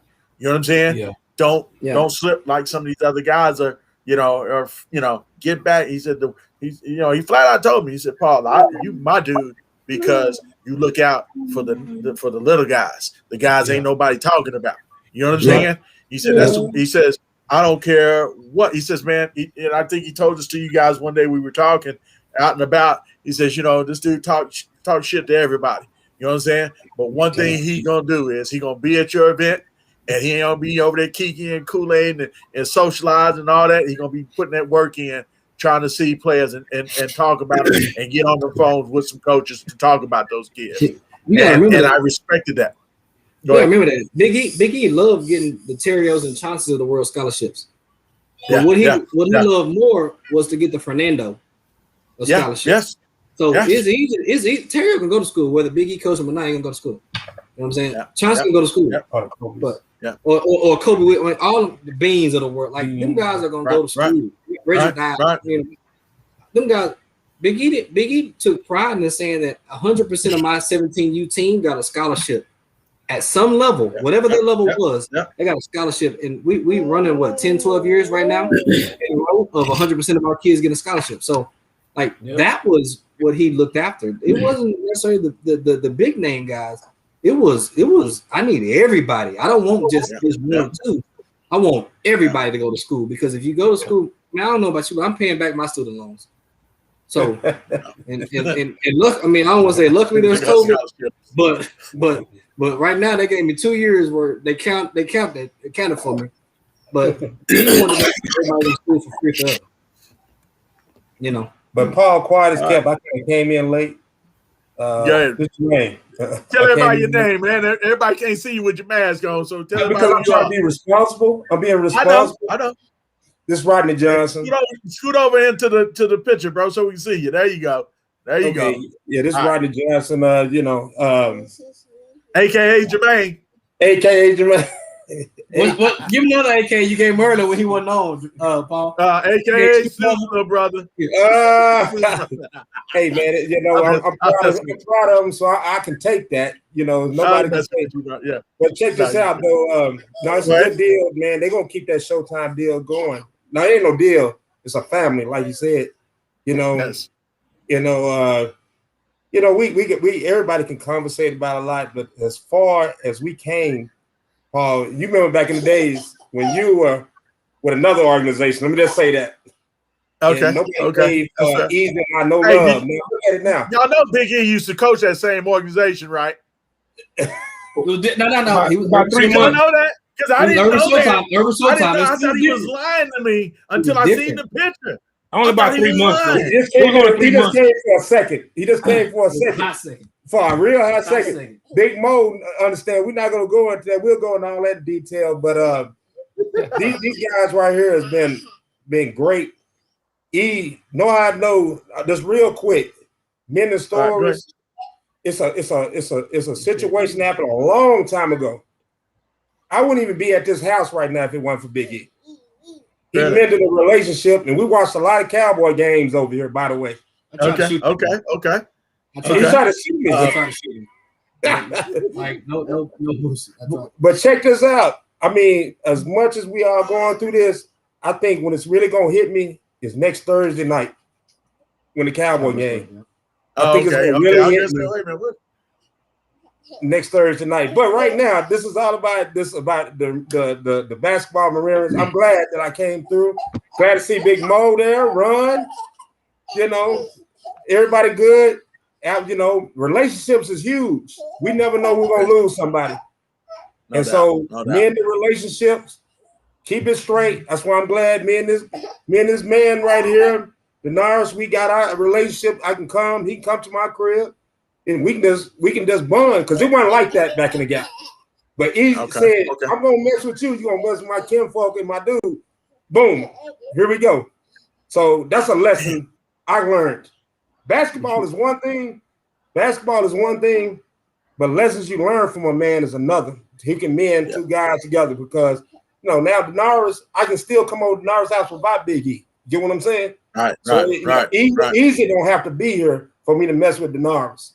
You know what I mean? Right. That ain't fake love. That's real love. That's real family type love. I just want to say that, man. Yeah, we're gonna celebrate this weekend. Hey, Paul, you saying he used to coach for the youth. But hey, that's another thing about E when he was all about family though, bro, because back then we was trying to merge and do some things as a community. So it was ERVIN DFW Showtime. We was there for about half of the season, and we ended up branching back off to doing our thing. But we was there with Jazz and the whole ERVIN. People don't realize. People think we are enemies or something, man. Us and ERVIN, man, we are friends, bro. I talked to Perk. I talked to Perk, and we hit on DM on Twitter sometime. I follow his stuff on Instagram from Showtime and all that stuff, man. We are buddies, man. But and then when we be playing each other, we talk a lot of trash, and the fans think we be about to really fight. They don't know we probably gonna go eat chicken wings together and have an adult iced tea later on. You know what I'm saying? We're going to talk about those afterwards. But that was E's thing. It's the same thing with Mustangs, ERVIN, and now Texas Impact. Man, them guys, man, Big E was like big brothers to them dudes, to Texas Impact and Rise and all them guys, man. That's him. That's his same thing of building that family thing, bro, all the time. That's his thing all the time. That's why we just cool with everybody. We cool with everybody because the guy that was the leader of our program was cool with everybody, from even the guys up north with the other guys, One thing, Paul, I asked you to do. I remember in 2005 when I left AAU from Dallas Papa Run, and then they started Dallas Showtime. I never cultivated anything that Jim Hicks taught me to do.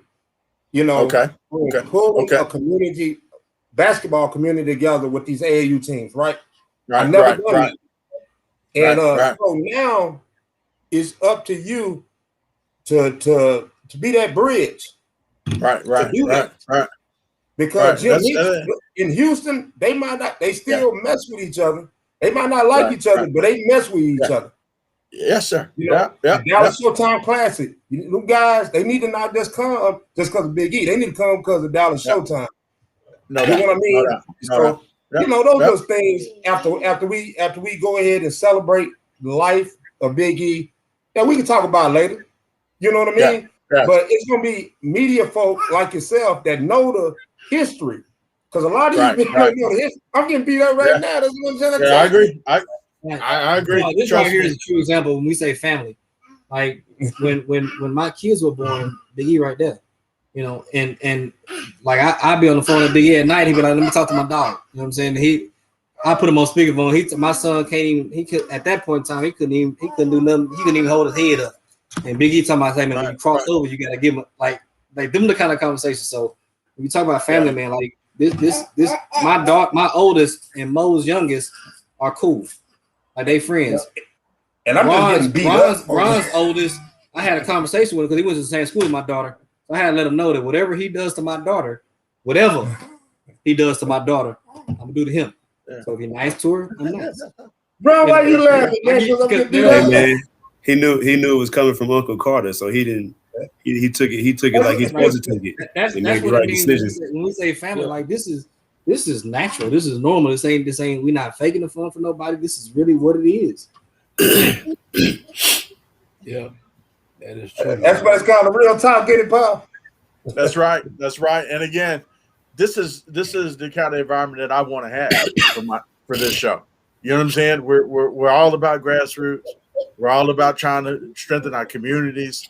You know, we're all about, you know, you hit it on the nose about bridging these programs together and not having this bickering, especially here in the DFW.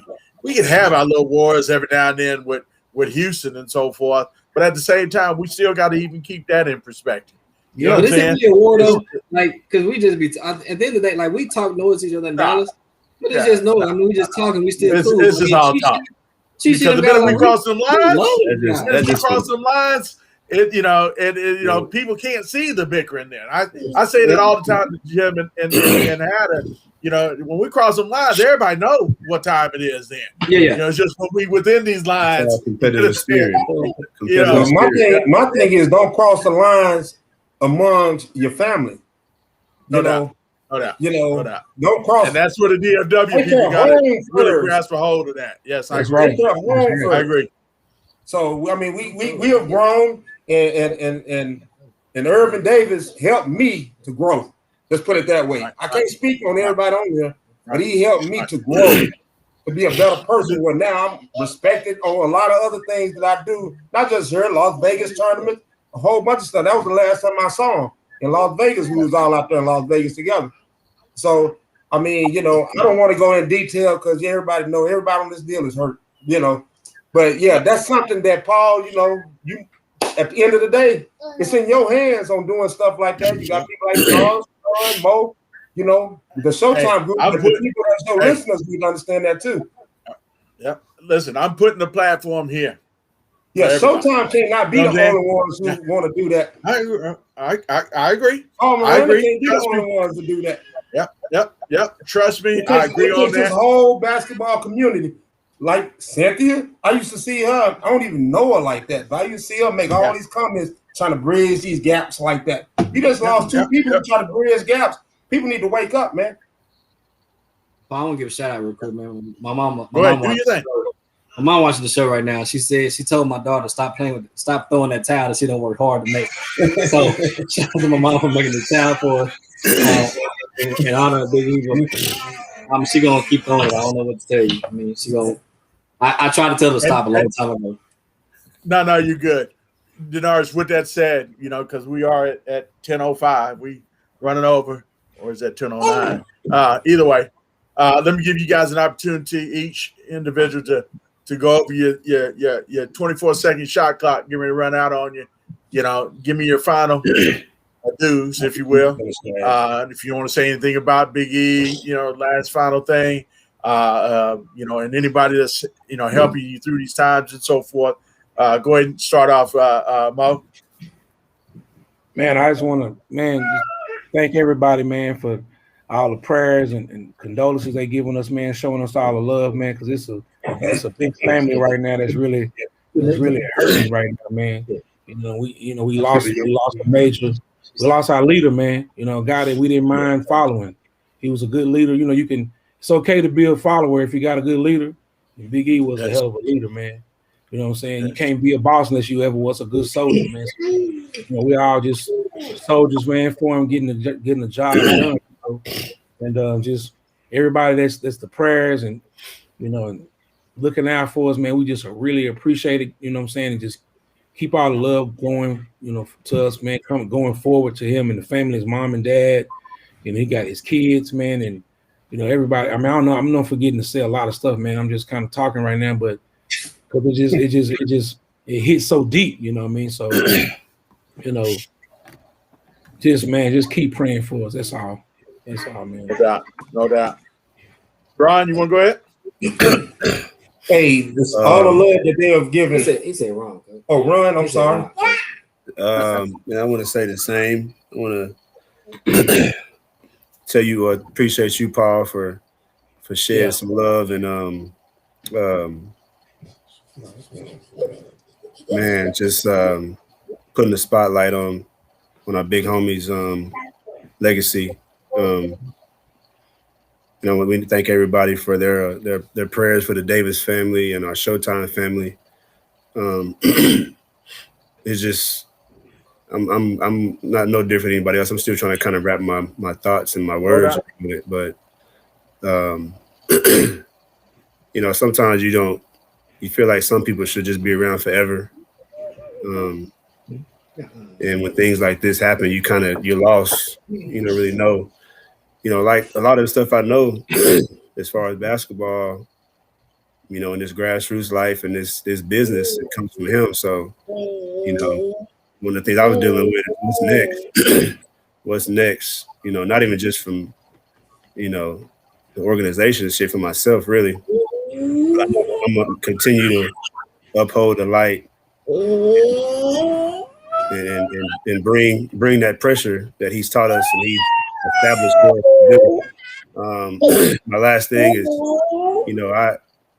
I started feeling that the thing that made me feel good about was just kind of talking about him and reminiscing and laughing a little bit instead of sitting back and shed so many tears. But we have so many good memories, man, and it's so much to laugh about and just be blessed to have known him and have him part of our life. So again, I thank you. I appreciate Big Mo for giving me a chance to start loving me, and not all right, good, you good. But I appreciate it, man. So we're gonna continue it, man, and we're gonna just watch out for Showtime in the future, man. We're coming harder. Just realize, know that we're coming harder. Yes, sir. If you ain't felt this before, you're gonna feel us now. Okay. All right. I like that. I like that. Paul, I forgot to tell you, man, we really appreciate you, man. I've been watching the trajectory of you and E's relationship. I remember when it wasn't. Then I saw when it went up. I saw when you got the Showtime shirt and you was representing coming to our event and watching our kids. I really do thank you, man, for this platform and all this, man. And I'm always happy to come talk and whatever, man. Anytime. I've been knowing you for years. I got a picture in my senior yearbook with you in it. When I was 175, how much you about 175, 180. That was in my pretty palm days back then, Ron. You don't know about that. Paul was. Now, hold up, now I get Paul his cards now. Back in school, Paul was a player. and we would not have no problem sharing. Yeah, we're gonna leave that for another story. we married men now. We married men. Yeah, we married men. All right, so I'm sorry, we gotta go with my boy over here, Jermaine. 24-second shot clock. It's real quick, man. I appreciate all you guys, man. Appreciate all you guys. It's gonna be a good celebration, but people didn't understand. He was a very smart person. Yes, master's degree holder. Yep. And everybody talk about the basketball part, but if you knew Eve back in the North Texas days, the man could have done anything he wanted to do, but he chose to help kids. That's enough said. That is enough said. And then you'll hear all the blessings over this weekend. You hear all the love from family, but please, everybody just give the family all the love this weekend because losing a child is hard for them. We losing a friend. In so many cases, I'm losing a cousin, but they lost their child. And so losing a child, I don't know how that feels yet. You know what I'm saying? And I don't know how that's gonna feel. At the end of the day, all it's about right now is the celebration and love of a great man. Not just a great coach, a great man. A great family man, a great cousin, a great brother, and a great son. That's how he should be remembered. That's how you guys are remembered. And all the love I see people on your chat deal right there. I give him much love and appreciate. But no, let's not stop it here though. Keep it going. I went over the shot clock. Give me the whistle. But let's not stop it after Sunday, Monday. It's not business as usual. Let's not make it business as usual. Because guess what? This COVID deal is real. I'm respecting Denar's coach at his house because he has family. And I just came from my school. That's why I'm keeping my mask on. Because remember, that's how we lost our friend, our family. You know what I mean? So let's be responsible this weekend too. God bless everybody on here, man. Yeah, I'm gonna give you a true 24-second. Actually, I wasn't never a pro. I ain't had that type of talent. So can I get a college shot clock? Can I get a college shot clock? I'm gonna say this right here, Paul. I needed this. This talk today. Today I buried a man that I called dad for a long time. So first, shout out to the Wise family for Billy Wise. I mean, that man was an amazing man. I went to that funeral today. And you know, tomorrow I'm gonna rest and get ready for Big E's festivities as well. So the celebration of his life, but more importantly, my major shout outs. My major shout outs one to Big E for just being who he was. Always having the ability to give you those little small nuggets that to keep you moving forward. Shout out to every college coach that has picked up a Showtime kid or picked up a kid from Dallas, period. Not even just a Showtime kid. Shout out to every parent that came through Showtime. Even if you didn't stay the whole time, shout out to them. Shout out to every kid that came through Showtime. At the end of the day, if you've ever donned a Showtime jersey, you're a family. Call Jordan Williams right now. He'll still tell you that he's a gorilla for life. And he was with us for a year and a half. So thank you for you. Shout out to all the other media guys just like yourself. The amount of calls I've got from Jabari, from Buff, and from so many other people, from Sloan and all them guys, man, just it really means a lot. But at the end of the day, we are here for one reason only, because Big E gave so much to us and who we are as individuals. I'm sad because my daughter that's in here right now was never gonna remember her time that she had with Big E. My son that's downstairs he's never gonna remember that Big E told him. I mean, this is a real talk. This is a real story right here. We're on a real talk. Big E told my son in front of me. So that picture I posted with Big E next to my kid, my son, Big E told my son while I was sitting right there, he said, man, your daddy ain't as good as me. I mean, he can't coach like me. So when you get older, you go pro. Don't be your handler because your daddy can't handle it. Like, this is what he told my kid before he even turned 1 year old. So like that's the type of business, like that's the love that you have. And every time he would come over, he would call. You're like, where my dog at? You know what I'm saying? I got to talk to him about his jump shot. You know what I'm saying? Or I post a video of him. Like, he had his form wasn't right. So I needed this. Like today was a good day, but it was an emotional day. So I needed this. So thank you for the platform. I know when you text me, I was like, yeah, I know it.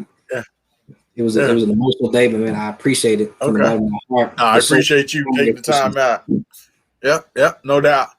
Man, Denarius, Ron, Big Mo, Jermaine, man, my heart goes out to all of y'all and everyone, Miss Chandra, all the other parents, Mrs. Mom, I can never remember her name. Cynthia, right? Cynthia, yeah. If she's looking, God bless, she's definitely one of the staples of the Showtime family that I always will remember. Pops and Mom, who, if you're looking, God bless you, man. I'm hoping all of you guys find the strength, find something to help you pull through this week, because it's going to be rough Friday, especially Saturday, and know that there are a lot of people that love you guys and that are hurting with you, and this raw emotion right now that a lot of us have expressed and so forth was because this guy was a good dude. You know what I'm saying? There are a lot of guys that I can tell you, I can point out that are not good for our game. That dude there was not one of them. You know what I'm saying? And you never, ever, ever heard me say anything contrary to that. You know what I'm saying? Because that dude was good. And not only was he good to you guys, not only good was he good to his immediate family and the kids up under him, he was good for other players. I had a kid that came through this game, y'all. And some of the other coaches talked down on my kid with other college coaches. Never once did I hear that about Big E. And a few times I heard from coaches that were recruiting my kid that really were recommended from Big E for my boy. So I wasn't a Dallas Showtime kid. My kid wasn't a Dallas Showtime kid. He was an ERVIN kid. And he still looked out for my boy. You know what I'm saying? Never, ever, ever will forget that. You know what I'm saying? Because, you know, sometimes I can be a scorned little bitch, if you will. You know what I'm saying? Because you think about some of that stuff back in the day. You know what I'm saying? As a parent, you get mad sometimes about it. But then you look at people like him, that you say, damn, see, this is why the world is good. This is why, Paul, you need to keep doing what you're doing right now because of guys like him. And I'm just so thankful that to even cross paths with such an angel like Big A, man. And you know, like you said, man, God has a funny way of doing business with us and showing us the business. You know what I'm saying? And the time I spent with Big E, man, will never be forgotten. So I'm hoping, you know, his legacy, we all collectively find a way to keep his legacy alive, you know, whether that's got to be, you know, a huge tournament, maybe a huge picnic at Keys Park or, you know, somewhere, you know what I'm saying? We've got to do something, y'all, that, and it just can't be just one or two things. We got to keep doing certain things to keep that guy memory alive, man. And you know, and I'm not just imploring with you guys as Dallas SHOWTYME guys. I'm imploring and taking a phrase from Mr. Rodney Johnson. I'm appealing to the masses out there. Is that how we say it, Jermaine? Well, I'm appealing to the masses. The masses out here. We all need to come together and remember this guy because he was that good. Also, Paul, the last thing I forgot, I never forgot. Everybody prayed for TT and the twins too. I apologize. Yes. On that. Yes. And I was just getting ready to say that. I didn't know much about his kids, y'all. But when I saw that picture of TT, she's grown now. I'm like, dang, okay. You know, this your kid? He said, hey, dude, watch out, bro. I said, I know, man. You know, I got 2 girls myself, and he I said, I'm just giving you a couple crap like you gave me a couple times with my daughters, you know, and he, you know, we laughed about that or whatever, but, you know, but that's, you know, he was a family guy, and I hope a lot of people don't lose sight of that as well. He was a father, and I'm sorry we didn't really go off into that part, you know, because a lot of that don't really get seen when you talk about Big E for some reason, but you guys saw that, you know what I'm saying? And I never really got to see that up until I started Facebook stalking, I guess. You know, started looking at his Facebook and all that. I'm like, damn, wait a minute, hey, this your daughter? You know. So, but anyway, long story short, man. Again, getting back to the point. You know, again, I think the people in Houston are trying to do the same thing that we're trying to do, and we're trying to do the same thing they're trying to do. You know, I think there's a movement, y'all, now that is trying to, as you said earlier, bridging the gap, you know what I'm saying, that we have in our community, our various communities that we got to start working on. So with everyone's help, we'll start getting that done. Again, I do thank you guys for coming in. I don't want to, I don't want this to be the last time, guys. I want to make sure that we can come together and have this kind of reunion again at another time, and because trust me, I'm not going anywhere with this show. We're, you know, as long as we're having conversations, dialogue that's helping us, you know, fix our game and so forth. You know, the Real Talk Nation is going to be still here doing this thing. So, you know, the more people we can get to support each other in this, the more people we get to view this, the more opportunities that our game gets to, you know, excel itself. You know what I'm saying? So, you know, I'm not trying to take the collection plate around and so forth. None of that. You know, all I'm saying is the more people that we get watching venues like this and the Chop Shop in Houston from 12 to 2, you know, the more opportunities we have to better this game that we all love so much, that we all are trying to help these kids, you know, get to another opportunity. So, but it takes, you know, people supporting opportunities like this to help us get to that process. And it helps you guys be able to do what you guys do so well. So, again, I can't emphasize this enough on how thankful I am for all of y'all coming on tonight. And like I said, I do hope that we get to have more conversations and more of a festive, you know, type of conversation the next time. You know what I'm saying? So, and just laugh about some of the things that Big E would have wanted to see in Dallas Showtime, and how well we're accomplishing, or how well am I doing to repair my relationships with the other media guys right now? That's something he was big on me about too. So I got some shit I got to clean out of my closet right now too. So, and thanks to him, I'm able to think about that. You know what I'm saying? So, I thank you guys again. I thank Big E. I don't want to hold any of you guys up at this point. Again, Mo, love you. Daenerys, love you. Jermaine, love you. Ron, love you, dude. And I look forward to seeing you guys this weekend. All right. Before you leave, man, my mom's still watching. So if you want to get your plug for your towel, that's the one. I have nothing to do with these towels. That's all her baby. I don't know. So I don't know your mom. I know you. Look, I don't know your mom. I know you. And if whatever I got to pay for it, whatever I got to pay for it, I just get it from you, bro. So you just make sure you transfer that handout to your mama for me. God bless your mama. All right. Appreciate Thank you guys. All right. Y'all take care. Appreciate it. All right. There they are, man. The Dallas Showtime crew, all of the Gorillas, Big Mo, my dude, Daenerys Carter, Ron McNeely, and Rodney Johnson, a.k.a. Jermaine Johnson, a.k.a. Snoop's brother. I won't say little brother, but Snoop's brother. So good set of guys there. I hope you guys enjoyed this show tonight. I mean, the bottom line, y'all, this is something that's raw. You know what I'm saying? I want this show to be about true talk, real talk.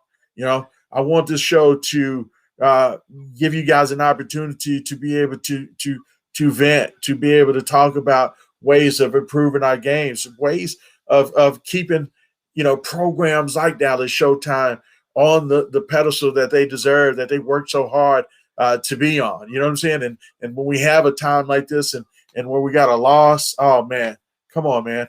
We gotta be there for these people. And as I showed you here earlier, okay, let me say, this is Miss Deidre Carter Briscoe. Thank you. God bless you. I sure need that towel. Ooh, that is it. I promise you. I swear to God, I will be at all the Dallas Showtime tournaments with that towel.